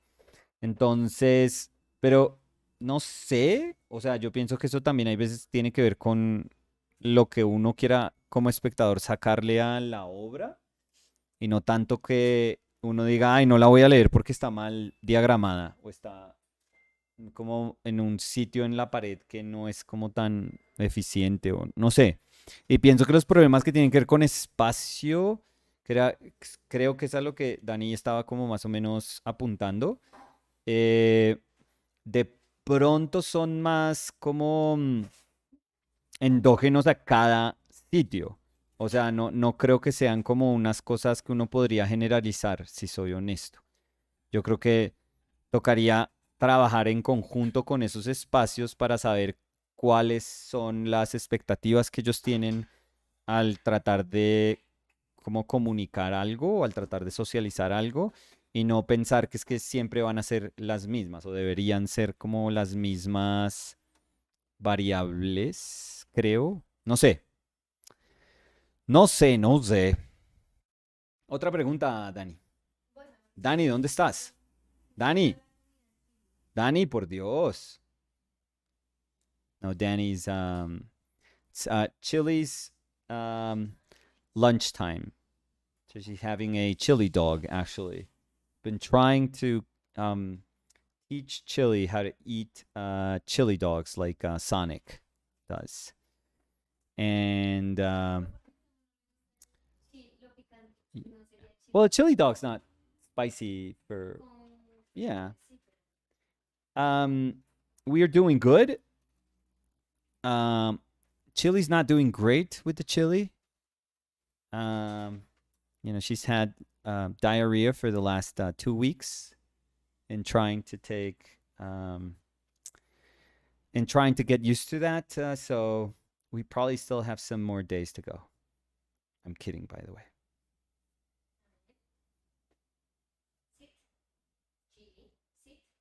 So I'm going about this the way I usually go about painting anything, which is I have my drawing and then I don't disregard it. I think that while I do my drawing, I always feel that I am learning about what I'm about to paint. If it's a drawing that is supposed to preface a painting, let's say, but I don't think of it as being useless if I don't follow it like faithfully. If I don't, then treat it as this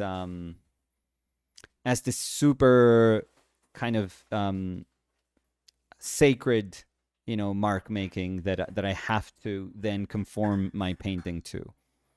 So, what I usually do is I just go over everything, and if anything, I can always pull out my my lining brush, and if I'm a little lost, I can say, okay, where was this? Like, where can I find this again? And I just like drop some little marks that will give me like a sense of place again. It's almost like I was lost, now I'm found. Um,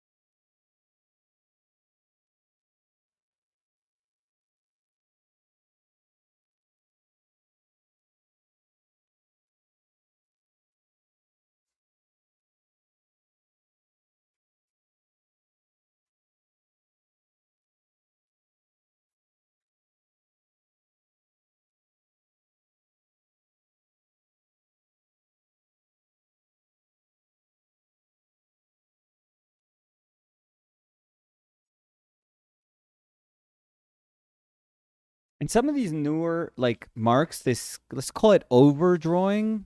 I don't know if that's a actual term, to be honest, in painting. But some of these drawing marks, they don't have to be definitive either. They just have to provide me with like a new bit of clarity. And if I'm able to do that, then their job is already justified, let's say. I'm back. Oh, hey. Hey. How are you? Good. Yeah? Nothing changed since I'm. Oh, I'm stepped sorry. out. I mean, I tried to make some decisions, some worthwhile decisions, but I guess No. Nothing changed no, in the no. way I am Yeah, today. So thank you for asking, but I'm good. I'm Should I have still good. should I have asked Before, of course. Yeah, but I already saw you. Like you're wearing a cool sweater, skirt, It's a dress, yeah, but thank you. A and you look long dress. really good. Thank you You so look so much. good. Thank Yeah, you so much. amazing. Every day, it's the day where I You're see you. It's overdoing it at your now. most beautiful. Okay, thank you. Thank you for your sincere It was sincere. comment. Yeah. So, um, so when you were talking about the fact of how pubic hair Yeah. was like this big no-no for people because they thought Oh, it very was, much so. yeah, Yeah. yeah, yeah. Prince Barebones was saying, in my mind, the pubic hair, Public. Yeah. pubic hair humanizes the figure and brings it from a quote unquote body to a person in a way. Yeah. Yeah. So Yes. scared. This, right? This is humanizing. It's Yeah. so amazing. But I would say it's mostly in females because there are male classical sculptures, for Well, example. but it's sad that it's always in females because it's Yeah. always like this idea of how the body should look Yeah. and how it should be like this super smooth Oh yeah. body. Non-threatening, I would say. Y- It's like Yeah, and super, yeah. Yeah. because they did see it as threatening. I don't see it. I don't understand it as threatening. I think they understood it as threatening. Chili, ven, mira.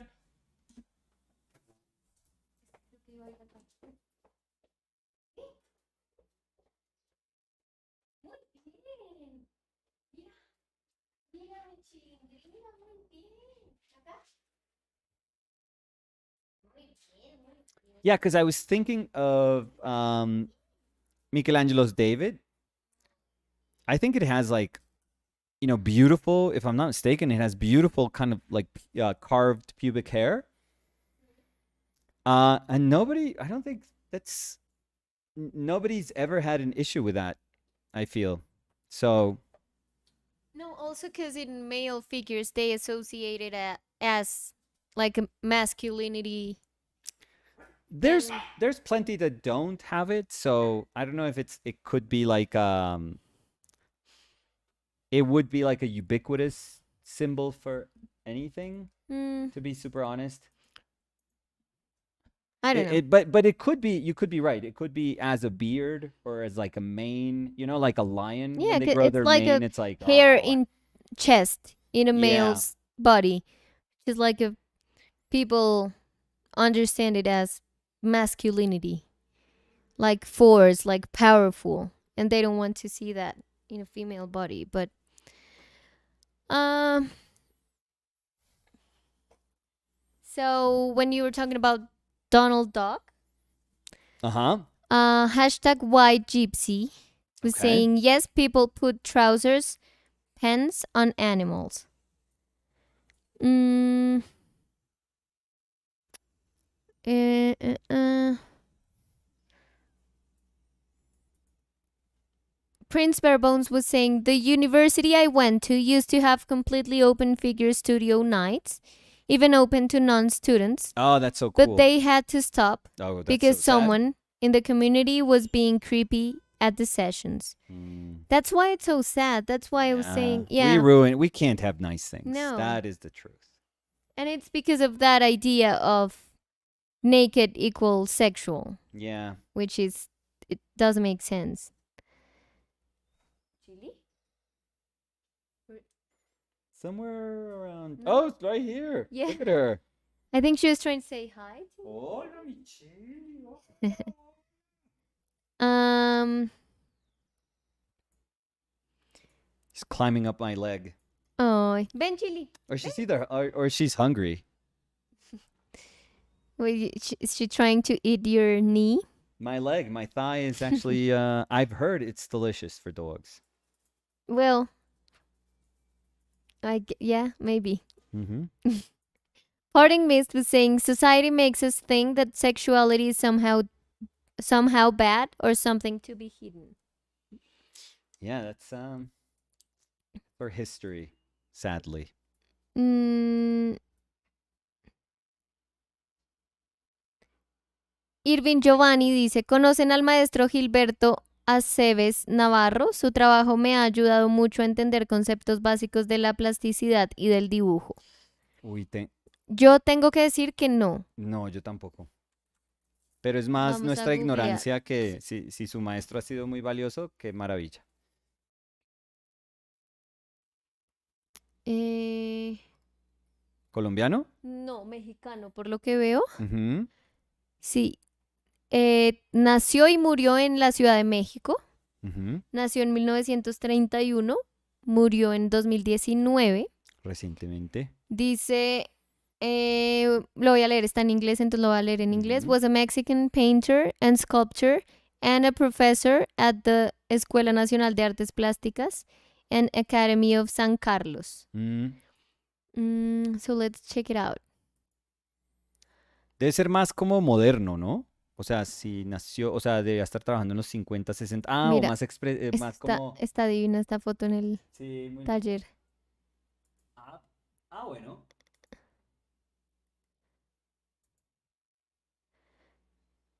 Sí, como mucho más como Ah, míralo. expresionista, abstracto, expresionista. Está chévere. Déjame ver esto. ¿Este? Sí, igual no estoy viendo bien. No, este es el que te había mostrado acá arriba también. Sí. A ver, Está re este. bonito. Muy, o sea, muy de la época, obviamente. Eh,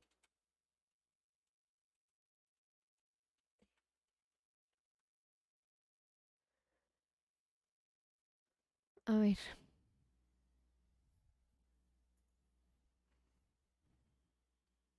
Ah, mira, y también tiene esculturas, por lo que veo. Mm, bonito. Sí. Sí, sí, muy, muy lo que esperaba ver de esa época, honestamente. Qué chévere, qué chévere. Lo más bonito es haber tenido a alguien que uno considere como un maestro importante para uno. Sí, sí, sí. Mario J was saying hi, morning. Hey Morning. Mario, how are you? Marcelo Peralta was saying my wife likes to spend the entire month celebrating her birthday, so I gave her the book on March the 1st. It's 24 pages, and I wrap them individually with a strip of paper so she can open only one every day. Oh, It's a that's very nice. 24-page book, and her birthday is on the 25th. Oh, that's That's so very nice. thoughtful. That's Yeah. very nice. Um, and Marcelo was saying it's the first thing she does in the morning to start off the day. Like an advent calendar. Yeah, that is beautiful. And Marcelo was saying I have to come up with a 1 month long present every year Oh for my her. God. I mean, no, if it's born out of love, that's very, very nice. Yeah. If it's under pressure, oh my God.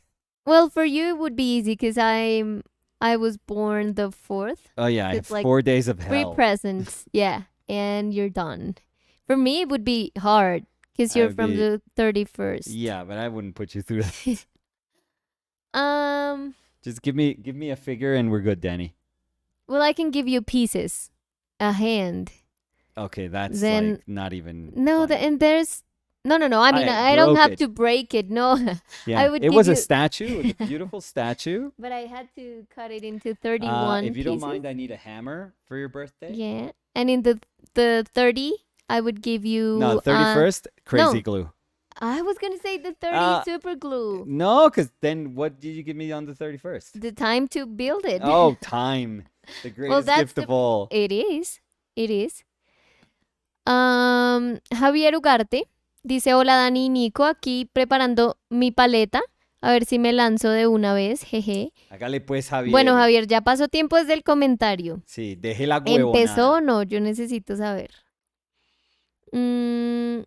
Dice, a ver quién dice y qué dice. ¿Qué? Prince Barebones was saying, I'm doing well, hanging out with Ron on the couch and putting off working on my comic. Haha. I think that happens to me now with Chili.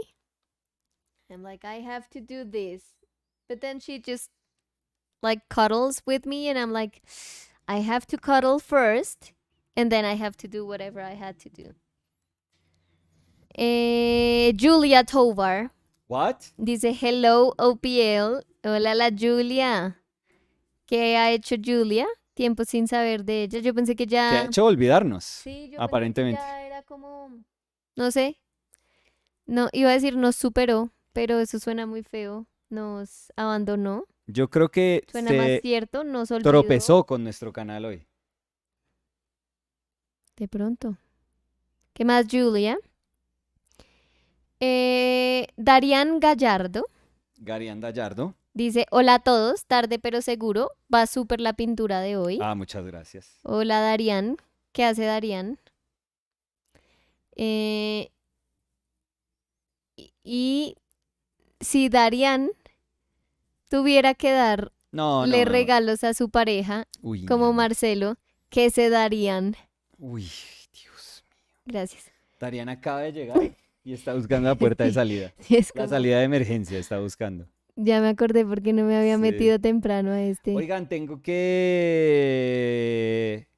cortar el cable del Y ya, internet. y se fue. Prince Barebones was saying, I was planning on drawing, but I'm thinking I might bring my gouache for a change. Ooh, Nice, look at that. I like that change. Gav Gav, so Mhm. Katia Belilovsky, I barely love you. was saying, hi, so good to be with you all again. So good to have you, Katia. How are you? How's the move? Are you settled down? I was Okay. going to say set it up. Set it out. Set it out? Are you settled down? Are you happy? Oh, two different questions. Jeff Akoff dice, hola amigos desde Holanda. Bueno. Holanda, Jeff, ¿cómo va todo? Holanda, Jeff. Ya he dicho eso varias veces. Siempre dice hola desde Holanda y yo he dicho Holanda. Como, no es verdad. Julia dice, no escuché cuando hablaban de Caballero. ¿Fueron a la expo que hay ahorita? No, pero sí la mencionamos. Julia, está hasta el 11 de marzo. Julia? No, pues Julia acá. No. Desde el 11 de marzo del año pasado Julia no vuelve, pero no, que la exposición Sí. está hasta el 11 de marzo. Rosalind Dion was saying, so I'm painting along today. Scooby-Doo is the subject and markers is the medium for Rosie, Grand Kiddo, and me. Oh, that's so nice. That sounds great. That's so nice. Mario J was saying, there's a really good movie about Giacometti called The Final Portrait. I like it at least. How are the workshops going, by the way? I think they're going really well. I think the color one went very well. And Rosalind is here. She's taking the shapes and design one. Yes. So I'm just going to ask Rosalind to not be sincere and lie and just say that it's going swimmingly. Thank you. Felipe Javier dice, hola amigos desde Brasil. Hola Felipe. Brasil. Mango Menso dice, cualquier problema me sirve para la investigación, no se preocupen porque se relacione con el diseño gráfico. No Yo se me encargo preocupen, después de ayúdenme. cómo lo puedo abordar. Por favor, ayúdenme con mi tesis. La idea es hacer un escaneo de problemas y ver cómo los puedo abordar de manera que sea significativa. No. A ver, espérate. Momento. Exposiciones de artes visuales. Yo creo que sería muy distinto lo que uno responde si está hablando de como exposiciones que hay en museos y exposiciones como en espacios independientes, como en galerías, porque siento que son súper distintas. O sea, no sé si me entiendes lo que estoy tratando de decir. Como que yo siento que los... No, es que yo no avanzaría hasta allá. ¿Cómo se llama? ¿Mango menso? No, mango. O sea, me va a poner mi gorra de profesor y entonces le pido disculpas por el cambio de tono. Entonces, mi gorra de profesor sería, porque mango menso siento que ya está acabando la carrera, ¿no es Sí, creo cierto? que nos estaba diciendo que era para el final. Mango menso, cuando uno hace la tesis y yo fui jurado de tesis muchísimas veces y fui asesor de tesis muchísimas veces. No, lo que pasa es que uno llega a su tesis con un problema como en mente porque es un problema que o uno lo ha sentido propio o es un problema que uno visibiliza fácilmente y lo siente como como iterativo, o sea, y es un problema que le es familiar a uno. Uno no puede hablar en una tesis de cosas que uno desconoce. Entonces, por más de que uno de pronto se vaya después como a instruir en ellas o a educarse en ellas, no sería el momento, yo diría, para una tesis que pues uno empiece a reconocer un problema.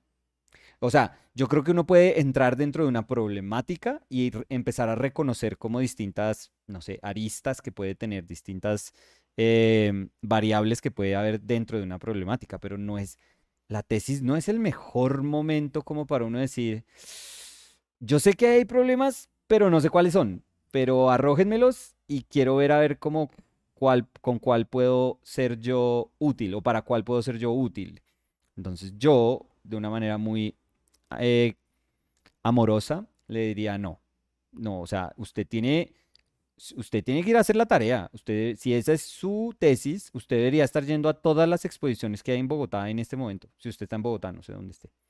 Pero si usted está en Bogotá, usted está yendo a todas las exposiciones que hay en este momento y usted está tomando fotos de todas las exposiciones que hay en este momento.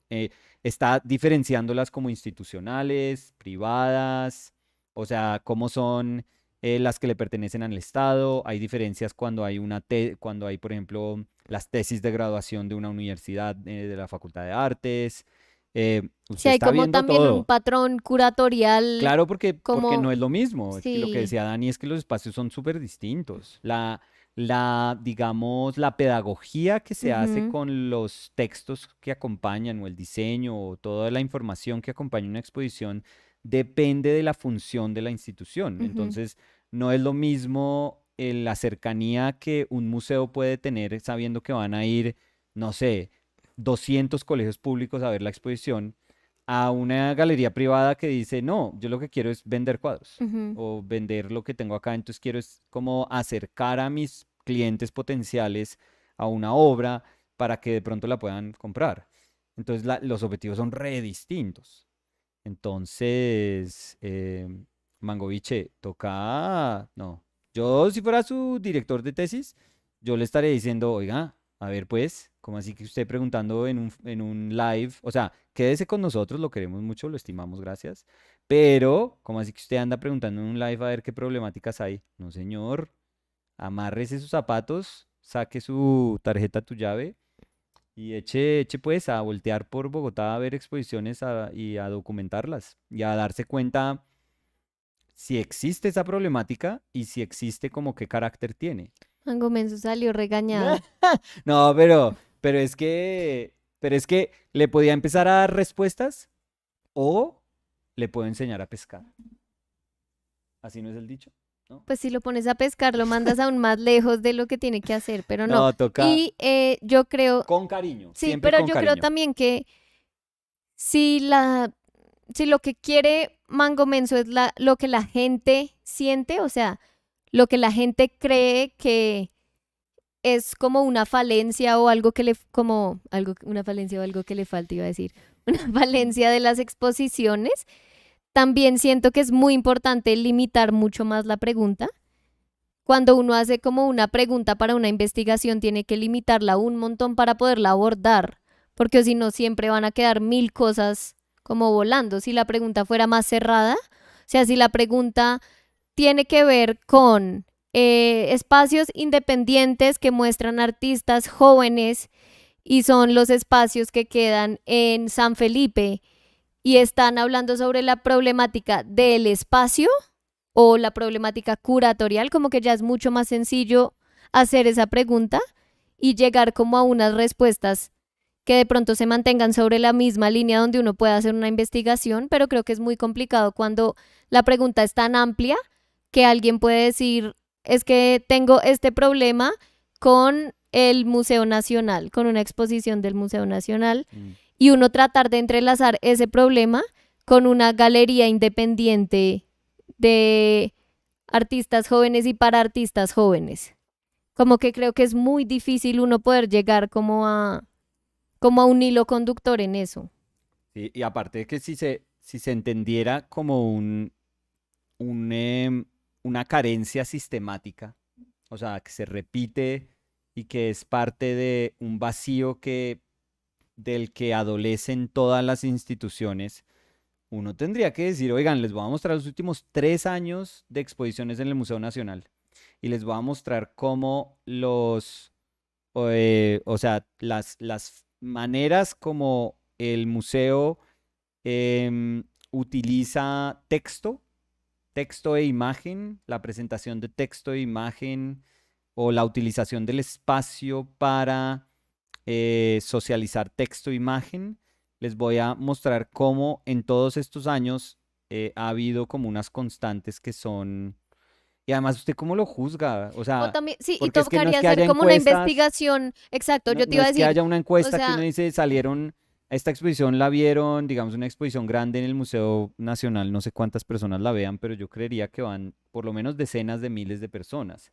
Y entonces uno dice, bueno, ¿y cómo estoy como midiendo mido, si exacto. la información que presenta el museo fue consumida de la manera como el museo quería? Exacto, porque ahí tendría que haber es como investigación de trabajo Pero de campo interna, y pero es interna, ir o parte allá, del museo. exacto, ir allá y poner un cuestionario al final Pero para es que la gente responda. Pues sí, pero es como tener que gallo, una ¿no? medida cuantificable de del que si lo que se trató de mostrar con la exposición sí le llegó a las personas que vieron la exposición de esa manera o no.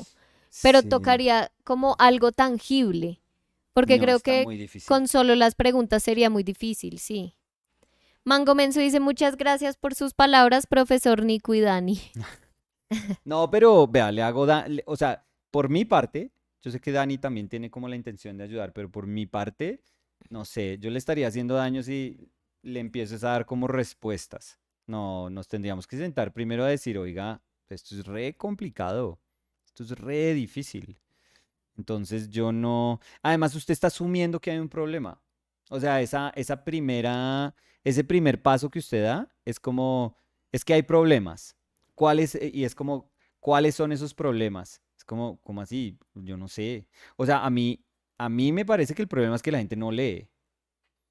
O sea, yo creería que muchísimos de los textos que acompañan las exposiciones la gente no los lee porque se aburre de Pero leer. de nuevo, esa sería la respuesta Pero para también estoy la asumiendo pregunta, resto de sí, pero cosas. para el problema que tú planteaste. Mm. O sea, puede que haya otra gente que tiene un problema es con la distribución del espacio, que era lo que yo estaba diciendo. Sí, pero eso es O con... curatorial, eso es del espacio, eso es de otra Por índole. eso, pero es que si uno pregunta cuáles son los problemas, Sí, por eso, pero ¿cuáles son los problemas que le competen a un diseñador gráfico? Es que un diseñador gráfico no es un curador.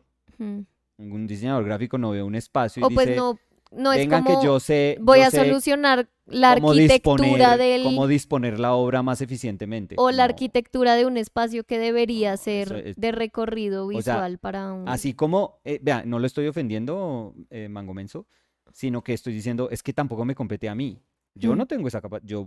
Los artistas podemos ser curadores en cierta medida porque somos un poquitico más conscientes de lo que es arte espacio.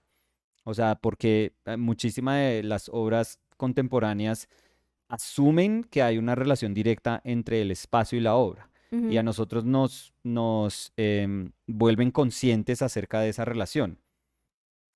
Pero, pero no quiere decir que uno, o sea, así como simplemente se pueda poner como el gorro de curador y ya. No, no sé, yo no. Sí, yo lo veo re complejo. Yo veo ese tema. Ojalá esté apenas comenzando, Mango Menso, para que pueda como mirar si lo puede volver un tema que de verdad usted puede, con el que usted puede como ayudar.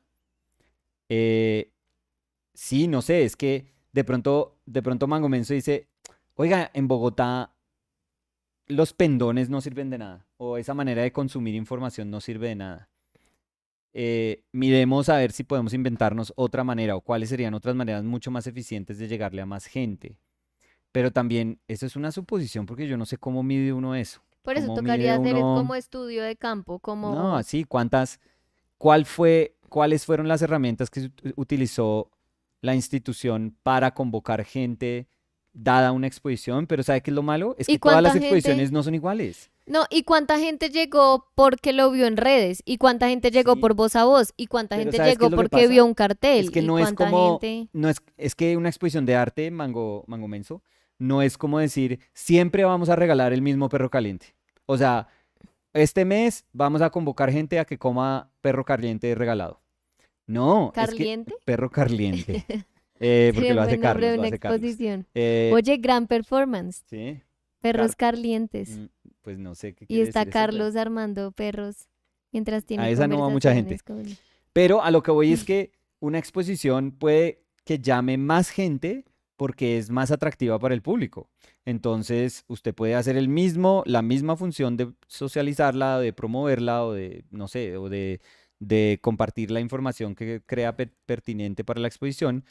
Y puede que haya otra exposición después de esa que la gente dice, ah, no, esto no me llama la atención y ya. Y así usted haga exactamente lo mismo, usted no tiene el mismo resultado.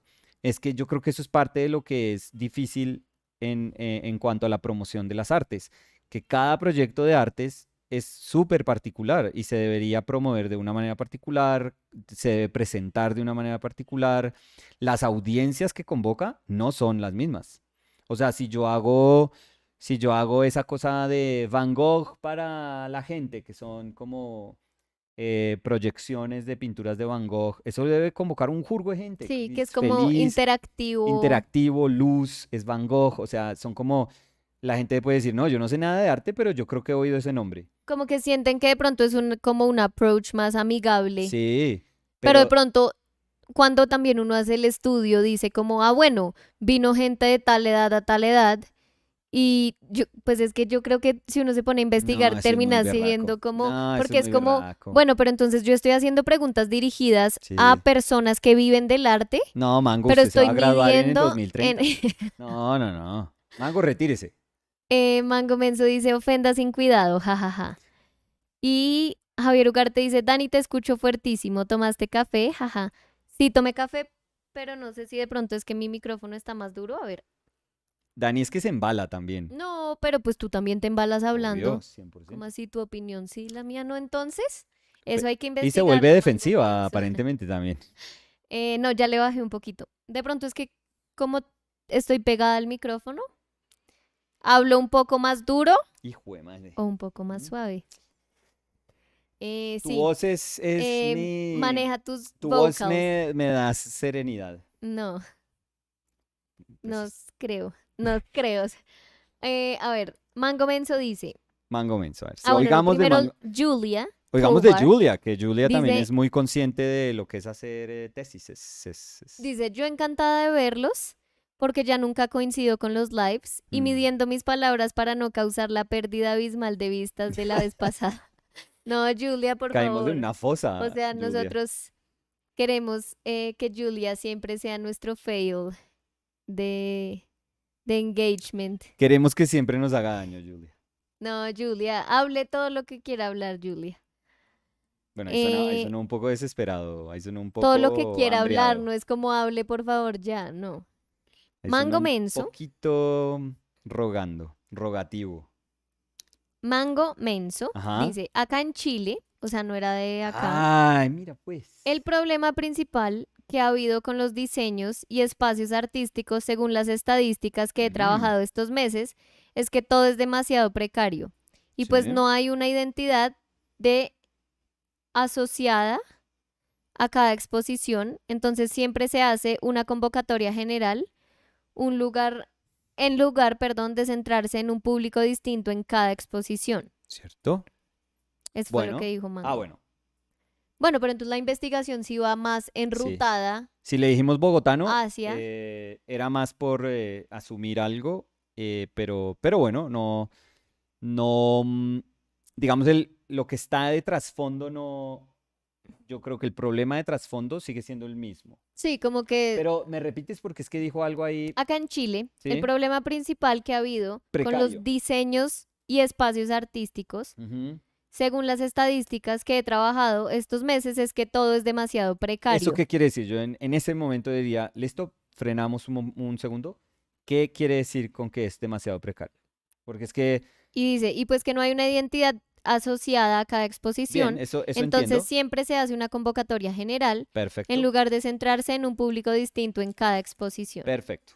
Pero lo de precario todavía digo, bueno, definamos precario porque para mí la precariedad visual o lo que sea, no sé. Y de nuevo, ¿estos son espacios independientes o estos son como museos, Sí, o son como del Estado? instituciones del Exacto, Estado, o del sea, Estado. ¿y qué Mm, tipo de estadística es esa? ¿Cómo se mide eso? Tengo mucha curiosidad. em, Marcelo Peralta was saying Marcelo. this Van Gogh Ajá. interactive expo came to my town too, and it was expensive. Dot dot dot. Oh, we saw one, by the way. We saw one with my brother in Yes. Houston. It was very nice, I had to say. It was very, very people friendly, I would say. Mm-hmm. And I think it was expensive too. Um. So where were we before? Let's see. Let's see. Gabriel Pozzo Pozzo. dice buenos días, ¿cómo están? Muy bien. Pozzo, Todo Gaby. muy bien. Morris was saying, what are your opinions on academic art, doing plaster cast studies or model poses over a long period of time? Pros, cons? Do you ever revisit the academic approach to help further your style? So I never had like in my education, in the education that I was given, but also the one that I chose, because I think that that's very important too, to differentiate the two. Because I could choose my classes. I mean, I would have to answer to X amount of credits that I would have to um, cover. That were I forget what they were called, workshop credits or But there were not mandatory no, classes? no. Well, at the beginning, some depending on your emphasis, your what was it called? I forget what it was called. It wasn't an emphasis, but Well, it was an emphasis in so mine, yeah, so I exactly. know. That's why Yeah. I'm saying emphasis, but I forget what it was called on SVA. But so I was an illustrator, so I studied in the illustration and cartooning department. But illustration and cartooning were two different like branches. But I was in illustration, so I would have to see like history of illustration, and I would have to see illustration one, Oh, but there illustration was two. mandatory, like a So there were structure, and then you yeah, but it was very thin, I would say. can. So it wasn't like that most of your credits would go into what would make you an illustrator. It was very specific. But then you could do etching or painting or sculpture, or you could do anything you want with your studio credits. That's what they were called. I always chose painting and life drawing, always 100%.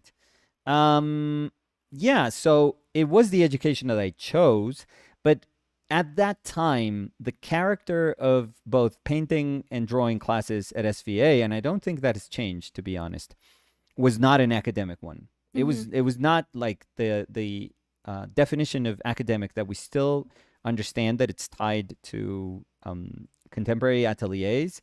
We didn't have that at all. No, I actually was close to the origins of that happening again in the United States, because Jacob Collins, by the time that I think I was a senior or junior, I forget, he opened what was then the Water Street Atelier. I think that's what it was called initially. And I went there a couple of times. And when I went there, I realized that it wasn't for me.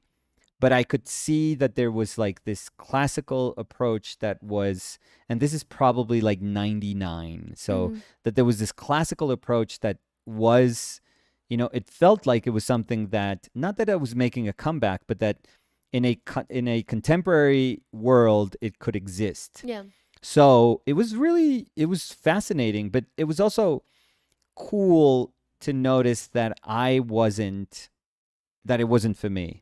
I also remember meeting Michael Grimaldi when I was in school. He was giving continuing ed classes, which was a crime, because he would have been an amazing just drawing teacher like he is nowadays. I don't know if he's in New York Academy of Art or in Grand Central still, maybe one of those. But Michael Grimaldi had studied with Tetset Jacobs, which was pretty much like a classical, or I don't know if it was very much like classical atelier, or like an academic atelier. I don't know why I'm thinking now that Tetset Jacobs had something to do with Antigone. Maybe I'm super making this up, but I don't think so. I'm trying to like remember. But seeing Grimaldi be a product of a way more classical approach than I ever was super cool. And Grimaldi, I remember, was part of Jacob Collins's Water Street Atelier at the beginning. So I remember I would look at Grimaldi's work and I would be like, oh, that is awesome, because it just felt a little more open, like a little freer. Um, but he's always been incredible. But yeah, even though I met people like him that were super super interesting, um, I always knew that it wasn't for me. That process wasn't for me. So I've never really, for example, I've never painted a cast or drawn from a cast. Not And even when you were a teacher? Because no, I do remember there were some casts that in they posed. La Javeriana. See. Yeah, they had a really beautiful collection of casts. Yeah, because I do remember having them for Yeah. my, like, the drawing test that we have to do Yeah, to see if no. we get Oh, they in had or like a not. super nice collection of casts. Yeah. That was like centuries old, because that university is like super old. And they even Yeah. had, like, the face, like, the shapes. Yeah, the ones with the facets. Yeah, Yeah. exactly. So I do Um, remember those. yeah, I never used them. No? I could have used them. It would require like a special permit. For some of them, not all of them, they were very uh, for the university, not even for the faculty, like for the university, Yeah. it was like a nice treasure. Yeah, because Like, I it was a remember nice that. collection I for them. remember the facets of the face, Yeah. and we did that, and then we asked the teacher that was in charge of the class if they had more, if we could see them. They were like, well, I mean, I could ask for one, but I could get the permit maybe in 2 months, and maybe Yeah, I no, it would wasn't not. easy. Like So I was actual, like, why? like actual nice, gesso casts. Like, yeah, there were a ton. I actually saw part of the collection. I remember it was Which is- super super cool. Which is so useful, but then it's not used Yeah, because right. it's like Yeah. a treasure. So Yeah. So no, why so would you have I it? never used them, to be super honest with you. Um, yeah, no, I don't think I've ever like spend. I mean, I've sketched maybe in a museum just because I wanted to, but I don't think I've ever spent more than an hour maybe Mhm. drawing like a cast, or like an hour and a half at most. Is there value to it? Of course, there's I value was to saying it. pros and cons. Yeah, is there value to doing something like that? Of course, like discipline, observational skills, technique. Also, I think, I mean, I'm sorry, I know the No. question was for you, but Oh I no, think that come on. knowledge is always useful. Yeah, And I yeah. think the cons come with the way you apply that knowledge. And the Yes. way you just, like, find yourself limiting what you do because of that knowledge. But I do feel that knowledge by itself, it's not limiting. Never. So, Yeah, I don't think, and perhaps that's kind of what I was maybe alluding to when I said, like, if I did this, it's because I wanted to do it, but not because somebody told me how to approach it, or I was expected to resolve it in a particular way, like doing like a bark drawing or anything. But I do love bark plates, by the way. I think that's like super super cool. But again, I've never had students draw from bark plates. I think that I think it's pretty cool if you just give them the bark plates and tell them, hey, if you want, whenever you want, like this is just something else that you could draw from. But not as if that's like the place where everyone has to start and where everyone has to Mhm. go through. I wouldn't go that far. I No. don't think that that's necessary. And the only reason I think that is not necessary is because art history has given us people that are incredible artists that didn't go through that process. And that should be um the only evidence that you need is to say, because if you saw 200 artists that are incredible, each of them doing something totally different, and then you go back and you realize that the common thing that they all did was that they all started, their visual art education in the same way, you would be like, oh wow, maybe there's something to this. Like maybe this is amazing, and this is something that we can, we have to pay attention to, and we have to reflect upon and dig in deeper into, because maybe there's something really cool happening here. But the truth is, it's, artists throughout centuries were educated in vastly different ways, and Yeah, they were and able to produce incredible results regardless. yeah, and it would be also, I mean, if that was the case, like if every single art student would have to go to that academic approach, it would be limiting the idea of good, quote unquote, good art, or a like a good piece of art No, that's with academic drawing, right, but which that's is not go. no. What I was trying to say with what I was expressing was that if you saw somebody like all these people starting at the same point, and then they would branch out, and then they would all draw in different ways and paint in different ways, and achieve incredible results, but that the one binding element Yeah, was that piece was of that knowledge. No, moment, I understood what you were then saying, and I yeah. agree. So in theory, that wouldn't define drawing. Like the fact that you would draw from a cast wouldn't really impose on you a definition of what good drawing is or bad drawing is, because you would see everyone doing like completely different things. Mm-hmm. But the truth is, you don't. That's not what you see. You kind of see people that go through that method that have like a very dogmatic way, and I'm not generalizing, or I don't mean to say that this is everyone, Mm-hmm. so I don't mean to generalize, but what you kind of see is that the people that go through those processes, they end up, becoming part of the process too. Mm-hmm. So if you were a student, you can eventually become a teacher, and you teach, perpetually, hopefully, the same kind of like knowledge that was taught to you. And that's where I feel is a little strange, Mm-hmm. that it's the same bit of information that is just passed on through, generations. There's places like that. I mean, if you go to Russia, they're still teaching essentially. I'm not going to say it's the same, but they are still teaching the same as in Repin times. Mm-hmm. So, a century and a half ago, you would have gotten the same education as right now. It's kind of crazy if you really think about it, because the world is not the same. And I do think that art education has to be conscious of the world, because in essence, it is educating artists that are going to be part of that world. So you can't just, like teach people to think as if they were living in 17th Mm-hmm. century, Like you to know, abstract from the, Amsterdam, yeah. and then, be like, oh no, when you step out of your studio, it's like, no, this is so not 17th century Amsterdam. So I don't know. I have an issue there, Mm-hmm. but in terms of formal qualities of teaching something, no, it's great. I mean, if they're going to teach you discipline, great. If they're going to teach you patience, great. If they're going to teach you a very heavy sort of technique driven manner of resolving something, that's cool, Mm-hmm. because a lot of like techniques are like that. So that's totally fine. If they're going to teach you yeah, observational skills, great. So yeah, you know.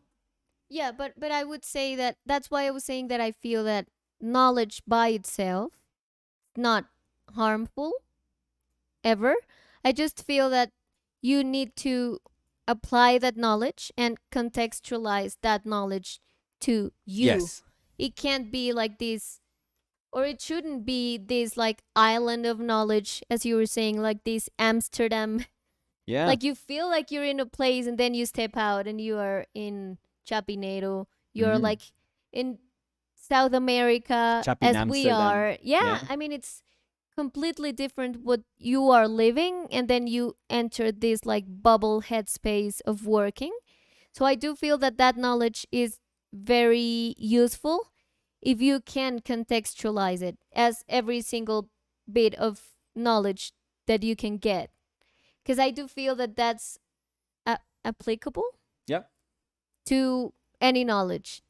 Like if you just understand that knowledge that you're getting, that teaching that you're getting as a rule of thumb, and you just never branch out of it, or you never understand how it makes sense with you and your work and your life experience and your intentions, your own intentions, not the ones you are inheriting with that knowledge or with that Mm-hmm. academical thought, then it's useful. But if you just stay there, it is going to limit you, and it's just going to abstract you and create that like you artist and you in society, and they are like two different beings, and they don't relate to each other. That's So why a lot of those spaces feel insular. Like, you don't want to leave that space because and you become a teacher, mm-hmm. or you become an assistant teacher first with the hopes of becoming eventually a teacher there, and with the hopes of teaching somebody that then is going to become a teacher, because that is where most of those things are going to make sense. Yeah, And the rest of like your everyday to day life, yeah, you they're feel not. different. Yeah, like you don't fit Yeah. if it's not there.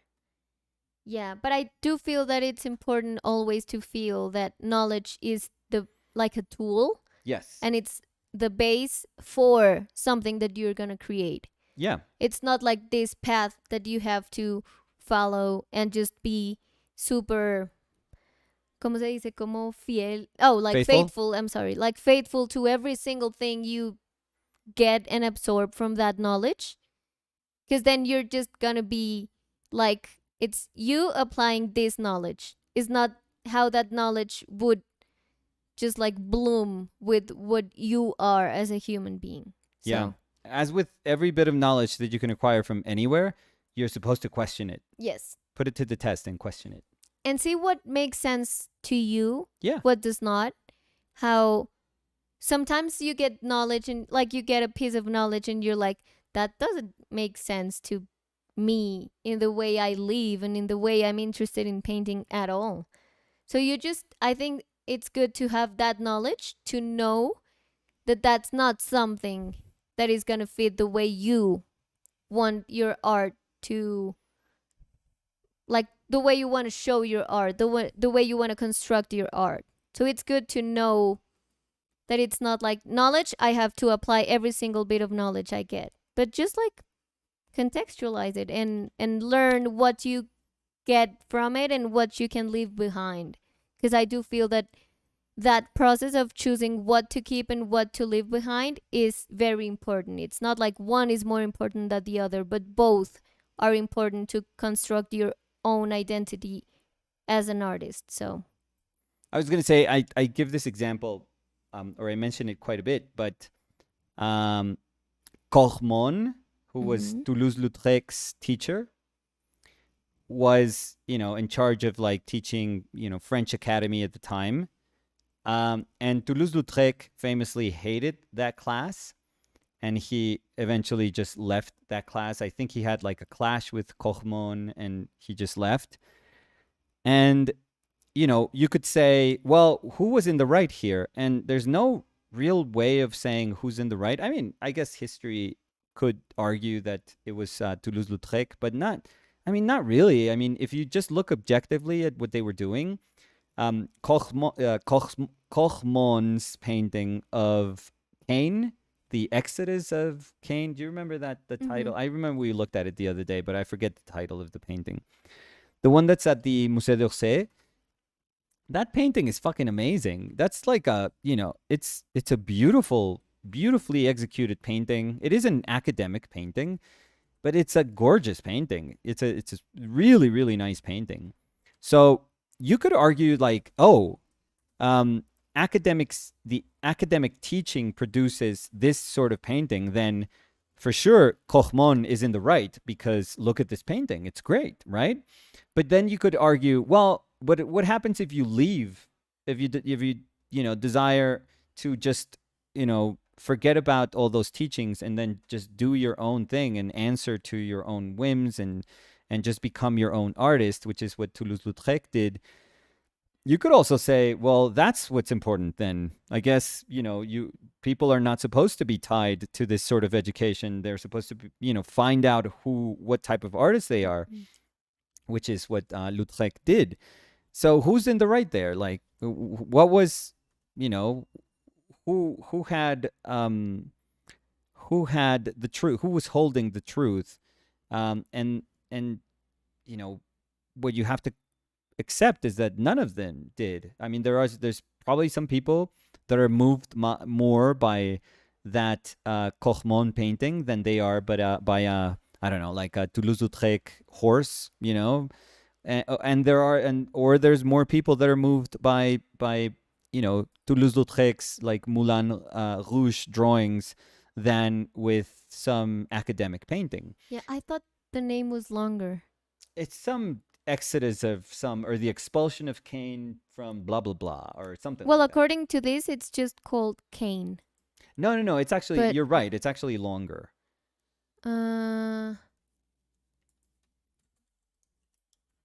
You're totally. I remember that. Yeah, because I'm looking at it and it says It's like Cain. no, it's like an exodus of Cain something. flying before Superman. Jehovah's curse. Jehovah's. Jehovah's. Yeah. Maybe. I thought it was something more. Is 'Cause that when the you title see at the Musée d'Orsay? No, it says Cain. So at the Musée d'Orsay, it says Cain? Yeah, well, the page is not cargando. Oh, okay. It loads it. So look, this is what I get. This is what you get. Oh yeah, maybe it's Cain. Cain. There we go. So, But there's other Cain. places that just say the one I read before, yeah. Well, if you look for it, which is Cain flying before Jehovah. How is it? Jehovah. Jehovah's curse. Jehovah. That's Jehovah. how you- No, yeah, that's why Yeah. I always doubt because it's Jehovah in Spanish. So, Yeah.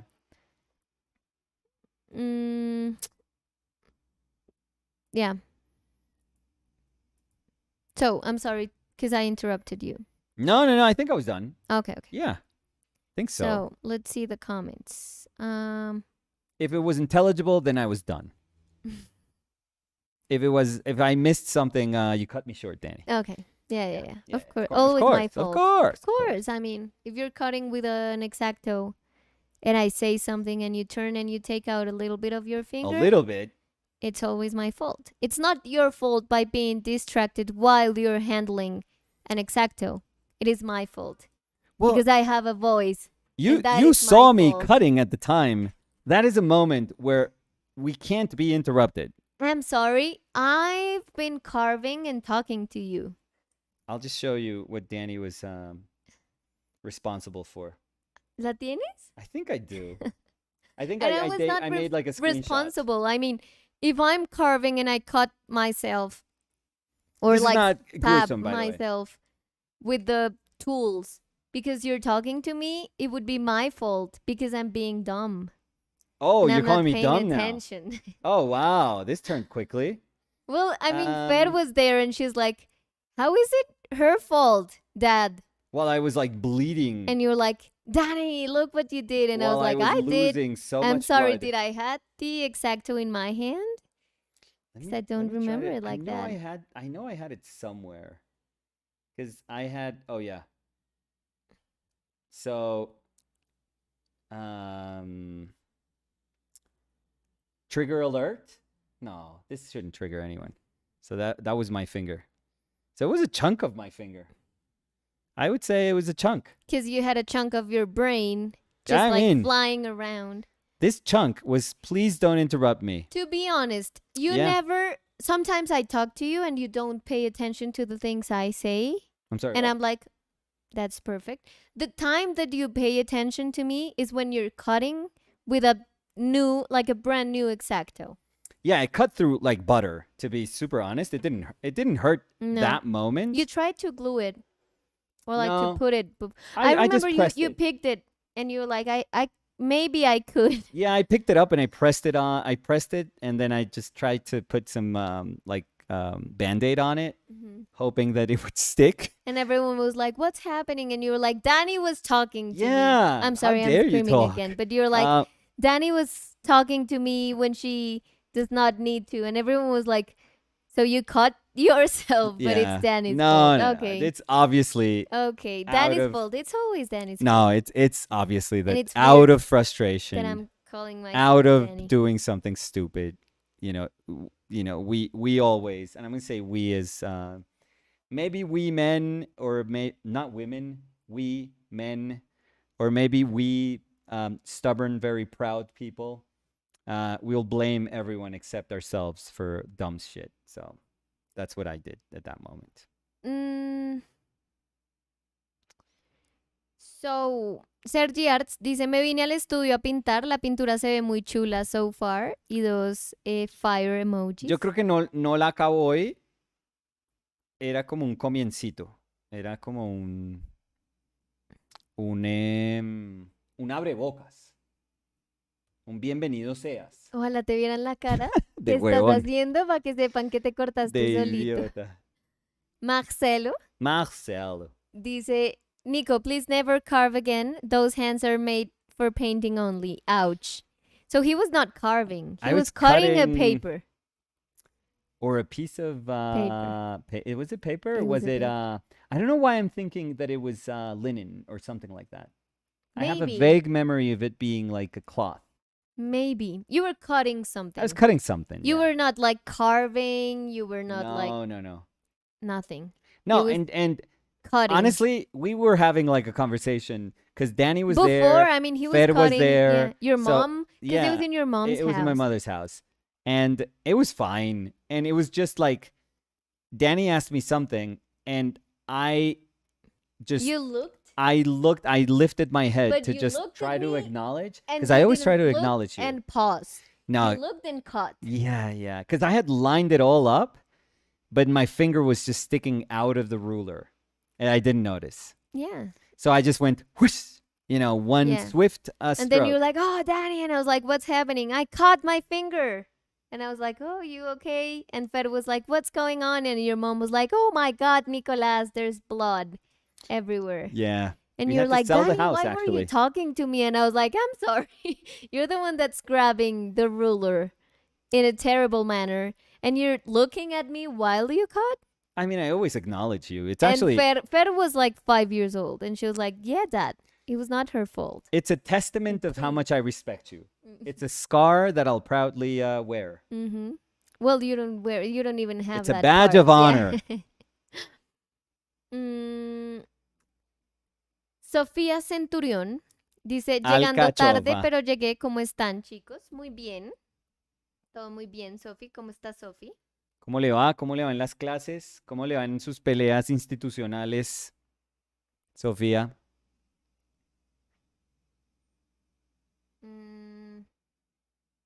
Momentico.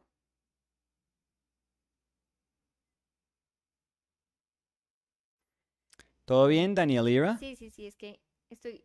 qué pena con todos, yo nunca hago esto, pero No, nunca. estoy acá Viendo un video de unos respondiendo- gatos. No, respondiendo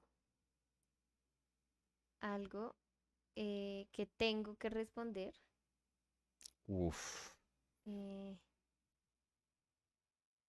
Yo siempre le paro bolas a ella. Parar bolas en Colombia significa prestar atención.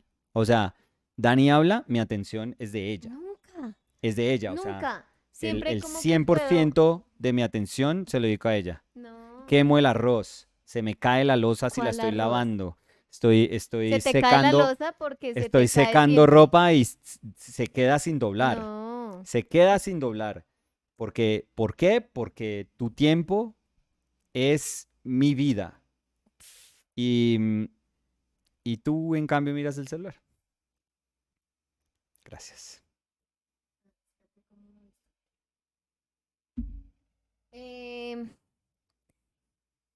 Ignacio Pizarro dice, una de las cosas más agradables de trabajar con óleos en papel es cuando se produce un aceleramiento excesivo en el secado del aceite. ¿Sí? ¿Crees que eso ha creado una tendencia de papel como soporte?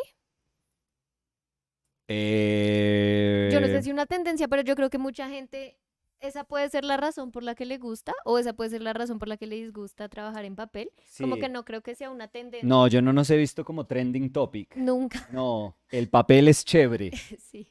Hashtag our Hashtag, painted lives. hashtag amo el Sí. papel. Hashtag Sí, our papeles lives. No. gracias papel por absorber. Em, no, no, yo creo que simple, o sea, ni esto no lo inventamos nosotros, o sea, ni es algo que nosotros incluso ni siquiera lo promovemos. O sea, yo cuando hablo mucho de mi proceso, lo hablo como de las decisiones bien específicas que me llevaron y que tienen resto de sentido en mi vida a entender esto como un soporte viable y por qué la manera como se comporta la pintura es como dentro de todas las opciones que uno puede tener, es algo que tiene sentido para mí con base en digamos, el tipo de pintura que he tratado de perseguir durante mucho tiempo. Entonces, siempre hago como esa aclaración, observación, cuando, por ejemplo, doy un taller, y hay muchísima gente que en mis talleres trata una vez de pintar en papel y dice, no, esto es una porquería, y se ponen después a pintar en una tabla o en una tela que esté imprimada tradicionalmente. Lo prueban como para decir, ay, quiero ver a qué se siente eso, pero después dicen como, no, esto está horrible. Eh, entonces, en ese sentido, no. Yo no creo que acelere, de nuevo, para utilizar bien el lenguaje, yo no creo que acelere el secado del aceite, no. Lo único que hace es que le separa la pintura del aceite, el pigmento del aceite, porque el papel, Es como es crudo, absorbente, se sí. vuelve, pues, Por lo poroso. y dependiendo del tipo de papel, se vuelve, pues, las fibras absorben ese aceite. La razón por la que, por ejemplo, a mí las pinturas me secan rápido es porque el blanco que yo utilizo es un blanco de secado rápido. Esa es realmente la razón. Eso tiene más inherencia sobre eh, el secado que el papel. El juntar los dos hace que seque más rápido, pero yo diría que el blanco se vuelve una razón muy, muy particular del por qué seca rápido. Y le tengo la prueba perfecta. Cuando yo pinto con negro de marfil, perdón, Negro de negro de titanio. Sí. titanio, Y blanco de marfil sí, me gusta. blanco de marfil. Sí. Sí, ese es como el mundo queriendo eh, llegar a un consenso súper bonito. Em, Cuando pinto con negro de marfil, el negro de marfil es un pigmento que ¿La dudaste? tradicionalmente, sí, Sí, tuve lo vi que, en tu mi cara. cerebro fue Sí, desaceleremos. ¿cuál es? Sí. Cuando pinto con negro de marfil, el pigmento tradicionalmente es un pigmento que se demora muchísimo en secar. Pues, le tengo que decir, le puede preguntar a Dani, cuando hay una pintura que tiene negro de marfil, se me demora una semana más. ¿Negro de Tengo qué? que esperar negro de marfil, se me demora una semana Sí. más en secar que las otras pinturas. Porque incluso puede ser más de una semana. O sea, esas pinturas, si se llegaran a vender, las tenemos que mandar mucho después porque no se ha estabilizado la superficie. Entonces, no es tan no, incidencial, ¿no? ¿Incidente? Incidente, Sí, pero si lo estoy usando bien, no es sí, tan incidente el papel en el secado de la pintura como uno sí. cree. Incidencial sí estaba súper lejos. No, esa también es palabra. Incidencial, mi amor, Yo se te creo fue que el cerebro. sí. ¿Dónde se te fue el pedazo Ah, del dedo? está en el ¿Dónde está blanco el de pedazo del marfil. dedo? Sí. ¿Sí? Incidencial, mi amor. No sé, me suena. Incidencial. Mm. Incidente. Incidencial, ¿querrá decir incidencia? Pensé, Sí. pensé que podía ser una acepción. ¿No? No, no se Mm, puede. no, No. mi amor. Bueno, pero se entendería, yo creo, ¿no? Pues, Bueno, o sea, sí. la calidad de ser incidente, La incidencia. la incidencia. Ya. Gracias. Sí, ¿Te gracias. fuiste de verdad donde se Ay, fue el hablado de dedo? arte, ¿Donde se fue el dedo? estoy hablando de arte. Sí, se te Uno, fue esa uno, parte del cerebro que se despistó, se fue por ese dedo. Uno Nunca maquilla en el volvió. arte. ¿Y se marchó? El lenguaje se pone en la función del artista. Es como, Mm. haz conmigo lo que quieras. Eh, Oye, eso fue una de Chiselita, eso fue, volviste a pero Chiselita, esa pero era lo más citaste como mal, es haz de mí lo que tú quieras. Sí, no, no, no, pero acuérdate que no la Entonces haz vamos conmigo lo que quieras. esa no la vamos a cantar. Esa fue un one hit que nunca va a volver. Eh, sí, entonces el papel no es tanto. Entonces, sí, solo para responder otra vez, el papel no es tanto como uno cree.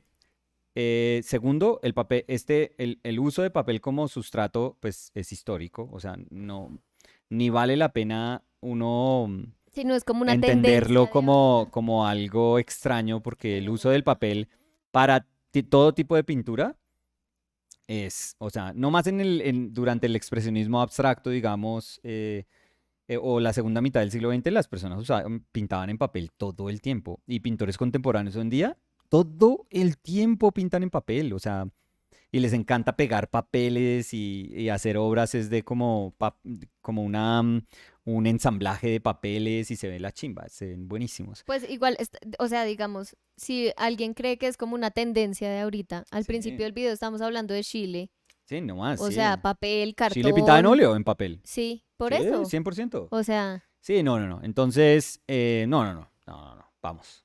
O sea, toca contextualizar eso un poquitico mejor.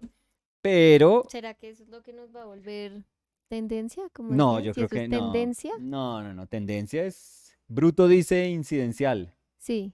Y se corta el Incidencialmente. dedo, sí. Bruto, bruto al tratar de decir incidencialmente Vuelve a cortarse el dedo con un se corta su pincel, dedo con un lining sí, se brush. corta su dedo con una Ya, ahí almojábana. se te fue otra vez. Gracias. Se te fue.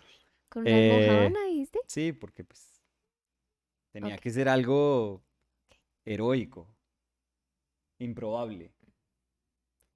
Entonces, ¿dónde estábamos después de todo esto? Ay, por acabar, yo creo. Esther dice buenas tardes, hoy pude conectarme en el live, se ve No, muy pero bien esa Esthercita, pintura. Hola Esther, qué bueno tener a Esther acá. qué bueno tener no, no pude. ¿Tener Esther? No, no, no puedo, no puedo. Estoy mal, por favor. Sergi Arts dice, ay Nicolás, no sé si viste un video que un Ay, tío Sergi. británico te dedicó criticando tu trabajo y tu filosofía diciendo que no haces, que lo que haces no es fine art porque te basas en fotos. Ja, ja, ja, ja, ja. Sí, me lo mandó alguien. ¿Quién me lo mandó? ¿Fue Sergi que me lo mandó? No. No recuerdo quién me lo mandó. Si fue Sergi, disculpen. Ah, no, no, no, me lo mandó Wilby, Ujú. Alex. Sí, te iba a Sí, decir que alguien de... Wilbo. Sí. Sí, me lo mandó. Mire, le vamos a ser súper sincero. Él es nuestro primer hater. Ujú. O sea, desde que empezamos Our Painted Lives, Sí, él es hater él OG. fue nuestro primer hater que nos hizo sentir como que estábamos, o sea, somos youtubers. Porque si un youtuber no tiene hater, pues, ¿qué es? Nada. Sí. ¿Qué es? ¿Una persona que todo el mundo adora? No, en internet eso no vale, eso no existe. Entonces fue nuestro primer hater y él, o sea, nosotros lo bloqueábamos y volvía a hacer otra cuenta y solo se Sí. metía a los Cada correos video a tenía, comentar sí, correos en a los... los videos, ¿no? Dije a los videos, Ah, a no entendí comentar correos.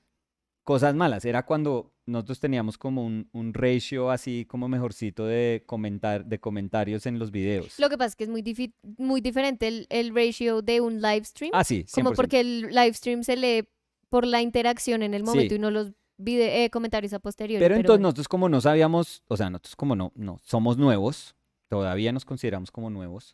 Acá 3 años, pero Nosotros siempre somos vamos, nuevos. uy, esta persona, todos los videos se mete como a tratar de insultar o a No, lo que yo él te decía, considera igual insultos. tiene que estar suscrito porque cada Sí, video divino. No, no, súper era fiel como era. Súper fiel. al título era como esto está mal, Sí, Nicolás no, no es súper fiel. Yo artista, decía, hater, si no nos va a dar like, por lo menos hartas vistas, o por un favor. dislike. Siempre el dislike tenía que ser de él. Sí, sí, pero, entonces, por momentos sí era ofensivo lo suficiente, no porque fuera un hater o no porque uno quiera No, ocultar a una no persona como por tener un no, si comentario nosotros aquí en live muchas como veces de entramos en que discusiones. le Sí, desagrada a mí, algo a que mí uno hace. eso, No, o obvio sea, no. yo sé que lo que yo hago no le gusta a todo el mundo, eso es, perdón, eso No, es pero sí me como, acuerdo que qué lo tontería. bloqueamos porque pasó la raya de ser Sí, hay grosero. veces era tenía como una rabia que uno decía, ¿de Es dónde que es viene este eso, sí. No odio, era señor, como, no joven? estoy de acuerdo con esto, sino era como, Mm, muéranse ya. sí, sí, sí. Entonces, Sí, me acuerdo que entonces, bloqueamos, pero creó otras sí, cuentas creaba más cuentas, y era bloqueamos esas cuentas reincidente. y después dejamos de saber de ese usuario. Sí, tocaba guardar, eso era como evidencia, yo creo. Sí, comentarios que se convierten en evidencia No, es eventualmente. más que yo creo que, a ver, nosotros lo que tú dices, nosotros nunca bloqueamos como comentarios de la gente, No, no, no. pero yo sí siento que cuando se raya con ser algo ofensivo, Sí, o sea, no, eso sí no, cuando vamos. ya la intención es como de hacerle daño a otra persona, pues ahí sí Sí, lo y este man bloqueamos. era, Y era muy extraño, era muy particular. Si les somos sinceros, era particularmente mm, como obsesionado sí, yo creo que él tenía una con, fijación con sí, y que yo todavía tú, creo que tiene, sí, como que lo que estábamos haciendo estaba engañando a mucha sí, gente. es como ustedes están haciendo daño. Sí, y él que poseía como Estoy gritando lo, otra vez, qué sí, pena. sí, pues es que lo Manage your estás casi vocals. llamando. Si el señor vuelve a este video a decir, por favor, que la señora no grite, la verdad Sí, estoy de acuerdo con tienes él. toda la Linda, razón, estoy de sí. acuerdo con él. Sí, sí, sí. Pero, no, entonces yo creo que el man estaba obsesionado con que nosotros en alguna medida estábamos como vendiendo algo para convencer a personas de algo con lo que él no estaba de acuerdo. Entonces él era, creo que por lo que yo podía determinar con lo que eran sus comentarios durante mucho tiempo, era como si la gente no se estuviera dando cuenta de una verdad que solo él podía ver, de la que solo Ujú. él podía ver a través, como que Y, él podía ver a través de como sí, toda esta mierda que uno les estaba vendiendo, y él decía, yo sé que detrás de esto hay es porquería, sí, y pero la como, gente no lo ve, entonces exacto, se que es como obsesionaba. que él dice como yo veo el Sí, daño que este canal produce en el arte, entonces tengo que ser como pero el vocero de... Sergi, voy a ser súper honesto. Yo no le hubiera dado, porque es que parte de el uno ser saludable en redes es uno no pararle bolas, o sea, uno no prestarle atención a mil cosas. O sea, uno saber cuándo hay cosas que uno tiene que escuchar, cuándo hay comentarios que uno tiene que tomar como constructivos, cuándo hay críticas que de verdad vale la pena como interiorizarlas y cuándo saber que hay basura, o sea, cuando uno dice, no, esto es basura, o sea, la verdad, Sí, hay resto de, porque si uno empieza a tomar todo como igual, las cosas le pueden hacer un daño y terrible. cuando la intención también, lo que yo decía, cuando la intención es de como hacerlo sentir mal a uno, porque si a Ah, no, uno le pero hacen bueno. una crítica constructiva, pues eso es Sí, muy pero bueno, a mí no me pero... importa, o sea, honestamente a mí que alguien como que me trate de ofender, eso me No, vale de pero yo cinco. siento que en ese tipo de conversaciones uno ya no puede hacer nada porque si es como, es que yo lo odio a ustedes, Ah, como, bueno, pues, pues oye, pero pues, ahí no bueno. podemos tener una Sí, no, ahí uno conversación, o dice, bueno, sea, bueno, feliz día y ya. O sea, uno qué hace ahí, eso. Pero uno cuando, pues estudiar, yo creo que eso es súper rápido desde que uno estudia arte, uno se empieza a dar cuenta que lo que uno hace no es para todo el mundo y que ujú. uno va a recibir críticas todo el tiempo. O sea, eso no es nuevo. Entonces, por ese lado, no es como de nosotros escudarnos ante la crítica, no, eso es ridículo. O sea, eso, por Dios, yo creo que uno no sobrevive de pintor si uno no está full acostumbrado a que pues la crítica va a existir en cualquier escenario que uno trate como de ocupar. Y más yo que he sido profe y más que me he expuesto como persona haciendo talleres, yo he hecho exposiciones un poco tonón durante años. O sea, no, eso no sería nada nuevo para mí y es algo a lo que no, ni le tengo susto, ni me incomoda, ni me da inseguridad. No, no, no. En nada de eso lo que pasa es que más me preocupaba era una persona tan obsesionada. Es que Porque Sergi, la de gente verdad, o sea, obsesionada no da un estamos poquito de exagerando susto. cuando decíamos que era el primer comentario en cada Sí, video y en cada video era como un comentario, o sea, no era sí, como el no, era re comentario, sino era extraño. un comentario como diciendo Y además como otro daño a la yo sociedad. necesito salvar a la Sí, gente para que no caigan como en esta mentira. Ese es como el tono de esa persona. Y Sergi, yo he tenido como personas, por ejemplo, hubo una persona que yo bloqueé, que yo le mostré a Dani, que era como un medio esquizofrénico ahí, que se estaba obsesionando conmigo. Y era, o sea, da susto. O sea, sí. O sea, pero a ver, un contexto chiquitico, pero era como que decía, le escribía a Nicolás como en la conversación que nosotros tuvimos tal cosa y Nicolás decía, yo nunca he tenido una conversación con esta persona, pero esta persona se estaba, sí, como que se estaba envidiando que tenía una relación estrecha con sí, Nicolás súper cuando raro. nunca la había tenido. Era, o sea, y yo decía, uy, Y lo que pasa es que yo como viajo mucho a No, a mí hacer eso me dio talleres, miedo. Yo te a mí dije hay veces me bloquea da susto ya como porque que, no quiero que alguien ¿será que estés de sepa. esas personas como que No, no digas nada, ni termines la llega, frase. no, no, No, no, no pero termines porque me da que miedo. termina como llegando a donde uno está y Como es que es tanta tanto la lo que obsesión que siente llega a por ser uno así. o sea, yo me vuelvo en Selena Gómez, yo me convierto en Selena. Selena En- Gómez, no, Selena Selena, Quintillana. Selena Gómez, no, por Dios, no le hagan nada a Selena, no le hagan nada a Selena Gómez. No, yo me convierto en Selena, Selena punto, Quintillana, Selena no. punto, biribiri bam bam.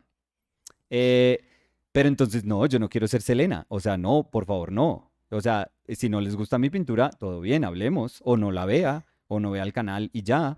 Pero no se obsesionen tanto que eso da susto.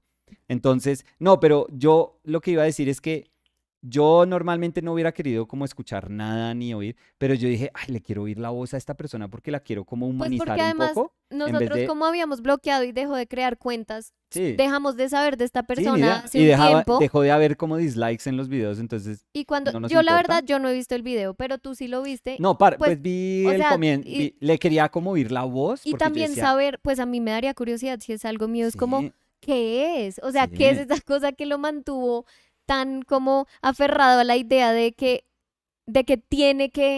tiene sí. la gente que saber esto que hace esta persona? Es como, bueno, ¿qué es? ¿Qué es? Cuénteme. ¿Qué No, es ese y yo punto? decía, bueno, ¿qué tal que sea un debate súper chévere? O Por sea, yo eso, ¿qué decía, tal que termine ¿qué siendo tal algo que esta persona constructivo? sea como, wow? O sea, la verdad, Como, oiga, tiene razón. O sea, qué esto es algo con chimba, lo que yo he qué chimba peleado con lo que con usted mi... está. Me encantaría sentarme a tener una conversación con usted o me encantaría que hiciéramos un live o un videito ahí de Instagram como charlando. Chévere. Yo soy una persona que no le tiene miedo. O sea, yo soy tan convencido de lo que hago, no porque lo que haga sea bueno o no, sino por lo que hago, que lo que hago es importante para mí, como que es tan relevante en mi vida que obviamente yo puedo hablar de lo que hago en mi vida y de cuánto me significa con cualquier persona, cualquiera. O sea, no Sí, y importa no es como diciendo que lo que tú educación, no haces es importa. como la verdad absoluta, No, no, sino no, que es por lo eso, que tiene no, es sentido porque es para importante ti. para Sí, mí. exacto. Entonces yo, en ese sentido, yo puedo sentarme con cualquier persona. Es que podría haber una persona que dice, no, es que la pintura es lo peor en el universo. Pero si es una persona súper chévere, educada, como que uno puede tener un debate acerca del pintar, Sí, yo y sería abierto a como, una wow, conversación, hagámosle. sí. Obvio, obvio quiero hablar con usted, qué chimba, buenísimo. Entonces yo dije, no, voy a escuchar a esta persona porque de pronto si hay algo ahí y hay algo como que de verdad se siente, o sea, esta persona siente que conceptualmente es tan relevante, tan importante de socializar que pues lo tiene que, o sea, para que uno haga un video acerca de otra persona es como extraño. Yo no sé, o sea, acerca del por qué otra persona no es algo, eso es súper extraño. O sea, ir hasta ese punto de hacer ese video es súper curioso. Entonces, porque a mí me fascina hacer videos con personas acerca de lo que son. Entonces, si hablamos con Ruprecht, es como acerca de lo que es Como Ruprecht. celebrando Si lo hablamos que con es, Elisa, sí, es acerca de lo que es Elisa, o lo sí. que con Tim, acerca de lo que es Pues, y Tim. el interés detrás de hacer el video es como celebrar ¿No? Pues lo sí, o que es sea, esa lo que persona como son, artista, lo que sí. son, o sea, es como bonito, no Sí, sé. creo que sí estoy gritando, tienen razón, qué pena todos. ¿Sí? O sea, me estoy dando cuenta que mi volumen de voz está acá, pero Sí, o sea, yo qué siempre pena estoy con en verde todos. y tú es rojo, rojo, No, no, rojo, no, rojo. me di cuenta porque me oí. Es que te embalas, mi amor. Pero es súper Mi chévere. amor, tú Te te embalas apasionas. todo el tiempo. Sí, mi amor, pues los comentarios acerca del tono de voz siempre van dirigidos hacia ti. No, ha habido dos. Y uno fue Javier. Y yo sé que Javier no me lo dice El único en que fue mal dirigido sentido. hacia Qué mí fue pena, nuestro Javier, qué hater. pena, Javier. Voy a hablar así ahora. No, entonces yo creo que yo creo que era importante escuchar al man.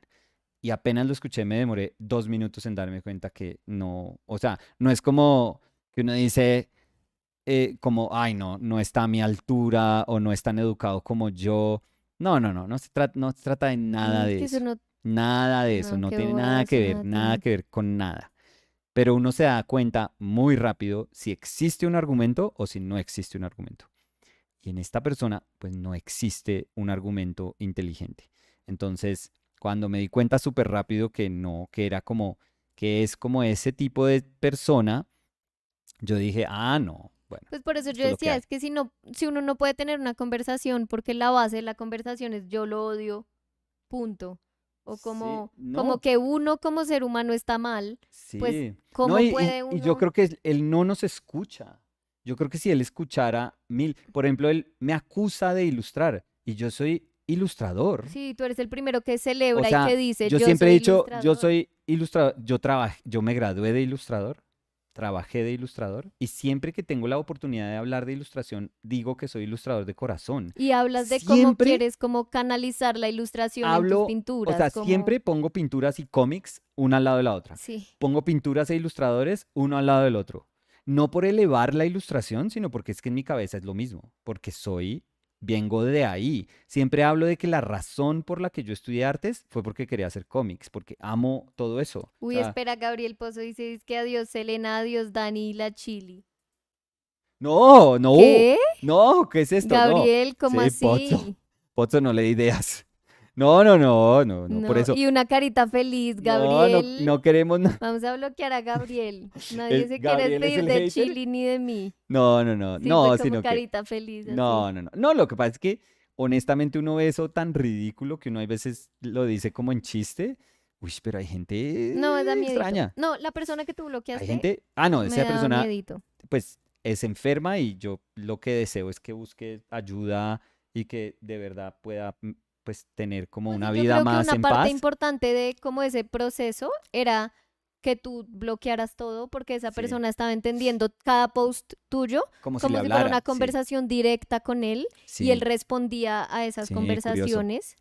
Sí, y este Em, man, pues, y acerca de esta persona, no, pues que, o sea, que le deseo, que lo quiero mucho, que le deseo lo mejor, que no se preocupe también le diría, no, sí, y porque que pienso que él cree que como que la incidencia que nosotros tenemos es mayor a la que realmente hay, que de verdad entienda que, porque pues, es como si tú conocí lo que tú dices estuviera borrando todo el otro no, conocimiento que no, no, hay. no, no nos metamos con el argumento de él, porque yo creo que ese es como un terreno ahí como súper extraño, porque yo no sé cuán racional es el argumento que él tiene, pero en lo que a nosotros nos concierne, es decirle, oiga, no crea que nosotros somos tan, que la voz nuestra tiene tanto eco como usted cree. Yo creo que él cree que es mucho más fuerte lo que hacemos nosotros que lo que realmente es. Y entonces lo invitaría al señor, que no sé el nombre, pero es al señor inglés, que creo que entiende español. Entonces, ojalá si está escuchando, que lo queremos mucho, pero que Pues sí que es sepa. bienvenido a tener cualquier Oh, conversación.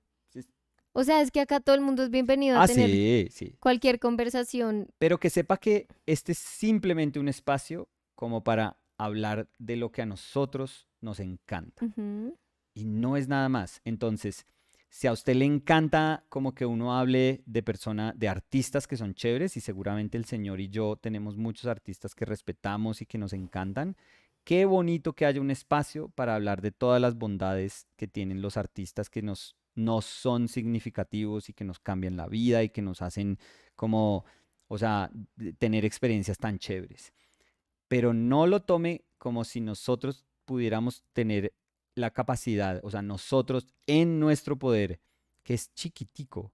O sea, nosotros tenemos ese poder de hacer una pintura y de hablar pendejadas todos los días. Ese es Pero un superpoder, sí, la perdóname. verdad sí. De hablar pendejadas. Super Mm, coquito 77, sí. mi primer correo, para que sepan.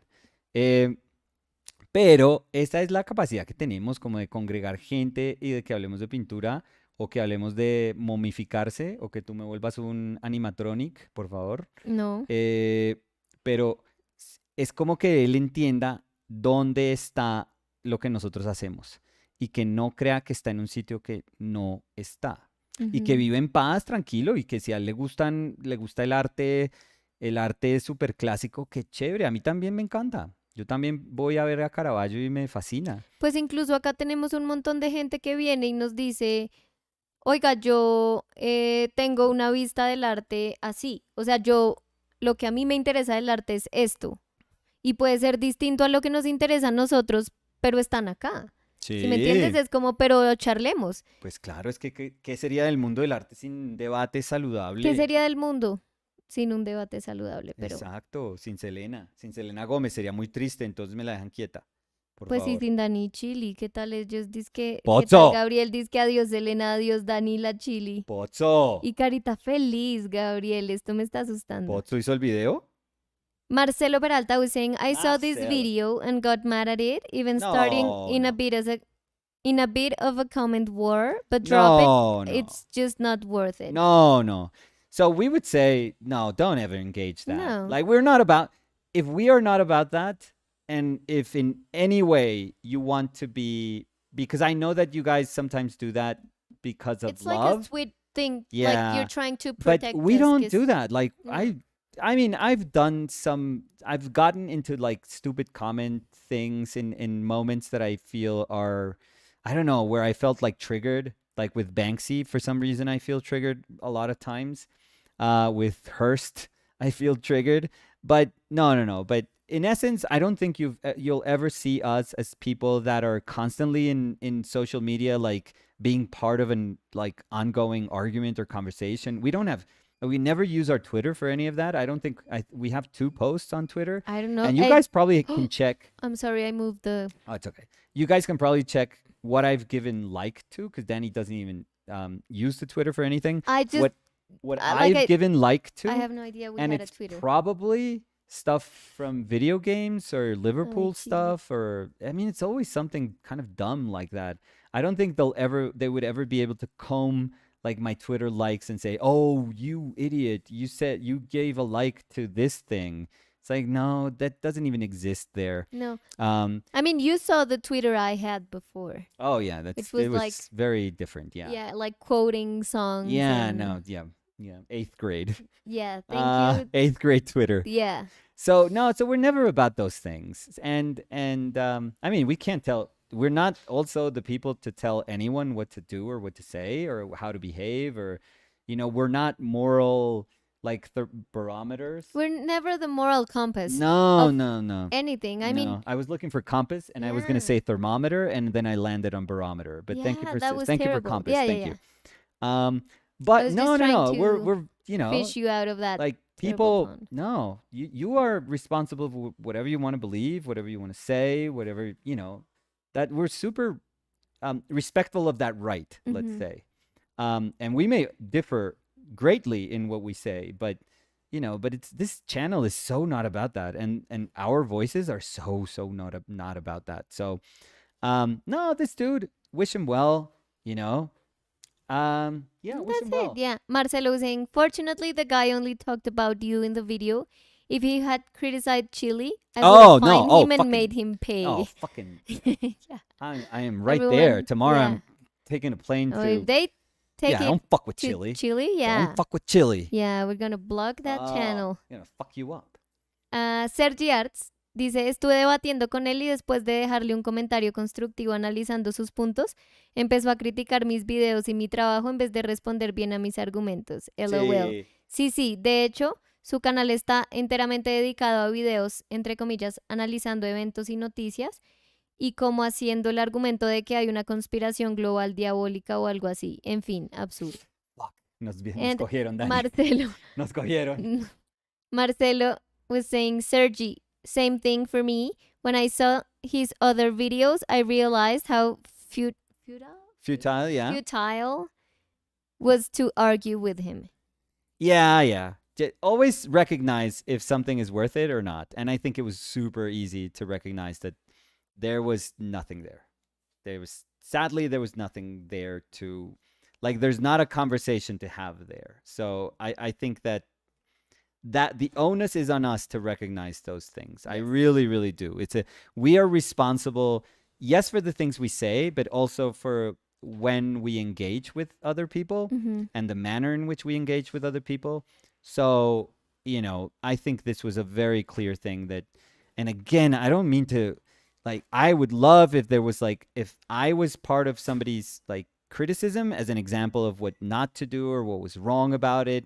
I haven't shied away. You guys know me. I haven't shied away of being somewhat, I'm not even like pro or against, but I'm just being open to like what's happening with AI, which that would be super controversial in like today's understanding of, what the artist position Where should be. yeah, and it has been controversial Yeah, because some and people. I'm okay with it. I'm super because I know that if I'm given time, I can try and hopefully and in an like in a cogent manner explain at least explain why I think whatever I'm whatever thoughts I'm dwelling upon, whatever position I'm trying to take. It's like, hey, I'm battling with these ideas, and I think if given time, I think I can. I don't need help. Like I can, kind of parse those things. But yeah, but sometimes you meet people that you go like, oh no, like there's nothing here. Like it would be so pointless. And I do think that like if you get used to just battling with people that are not if you get used to like battling with people that are not worth it, you'll just get like desensitized to it, and then you'll start just battling with anyone and everyone, and you'll get pissed off by anything and everything, and you'll think that any comment is like a hill to like that is the hill I'm gonna die on. This is super important for me. Like, cats versus dog. It's like, fuck this. I'm dying for this. It's like, what are you doing? Like, I don't know. So I'll thank you for people that were defensive and worried or yeah, but it's not worth it. Like, But again, if you touch Chile, I'll fuck with Chile and you'll fuck with us. We are Colombian. So yeah. Oh, that was the Yeah. Gloria Pritchett. Gloria quote, Pritchett. Yeah. So yeah, don't mess with us. Yeah. You don't With mess with Chile. our dogs. With Nah, Chile. you don't mess with our No, dogs. mess with Chile, mess with Chile, Yeah. whatever it is. So yeah. Anyways, let's stop, Danny, because I think I'm gonna reshape it. I like what I have now. I like the Annie and Hulk that are up there too. Little angel demon. But this was more of using this as a reflection to talk about the body. I feel it was really nice. Nice, good talk today. Yes. And eventually, I'll just finish this in getting into like exploring little areas of this this dude's body that I think are like super interesting. That's it, Daniel Ira. Yeah. Anything else? Any closing? Yes, a very comment? important thing. Marcelo was saying the Chile army never sleeps. Never. Oh. So beware of it. Stand down. Stand down. Beware of Marcel. it. Because she Yeah. bites. Oh, yeah. No. And we're saying we'll fuck you up. Oh, try to do something. Try to get into this apartment. She has We'll send Chili. We'll fucking deploy Chili. And she's going to run at you, No. bark, and then if you have a treat, she's going to love you. And she's going to... Chili doesn't understand any command except Chili kill. We activate Chili. Look. Winter Soldier, nothing. Got nothing on Chili. Look at her. Fucking assassin. Yeah, with that Have you ever seen an assassin hiccup. dog? You're looking at her. So, come here at your own peril. You're going to be fucked up. We don't have to move a finger. It's like, oh my She God. wants to run. She's going to go kill. Where is the body? And Chili's like burping. Burp. Yeah. Yeah. It's like, look at this belly. So that's it. I think that's Thank it. you, Yeah. everyone, for joining us. And thank you for being so kind and, Yes. and being worried Always. about us. Don't and, worry about us. And yeah, being so loving. Always. So. So, Oh, wait. What did I. No, What'd you do? we're good. We're good. I thought I closed the window, the stream window, and I was like, oh my God. and thank you for yelling, Danny, throughout these couple What? of hours. What was it? No, it's something. No, I'm there's sorry. something I'm that people sorry if enjoy sometimes I is you can't screaming. manage my vocals. Ah, I tell just the get lady to manage her excited. vocals. And Tell the yeah. woman. What was it? Lady. Tell the lady to manage her vocals. No, but even that, I get it with love. It's like, oh yeah, I'm sorry, I was screaming. Sorry, So- asshole. Anyways, So yeah, thank you everyone for Thank you. being here. Thank you for yeah, your love, support. yeah. Camilo Calderón dice saludos, Daniela y Nicolás. Un Grande saludo muy Camilo. grande a Un Camilo. abrazo. And guys that's it. tomorrow. Yeah. See you Be sure tomorrow. to check out the shorts. I think people Everything, have been enjoying those, so Great. check those out. Yes. We have a super viral TikTok. It's our paintedlives.com. So you can Viral as in sick. Yeah. It's sick, and we Sick are and thinking lonely. of putting it down. So it's our paintedlives.com. We have Instagrams. Yeah. Nicolas Uribe B at the end and Daniela OCMP. Yeah. And we have a webpage, which is the most important thing, where we, She's. which is the most Oh, important I was like, okay, thing. I just didn't know that, I had to refer to it as she, but I would be fine with that. And it's herpaintedlives.com. She's a fine website. She's a very fine website Yeah. with the logo of Chile. So she has a great logo. yeah. Yeah. So be sure to check it out. Check her out. We'll Not in that way. Don't be weird. We'll see you guys soon.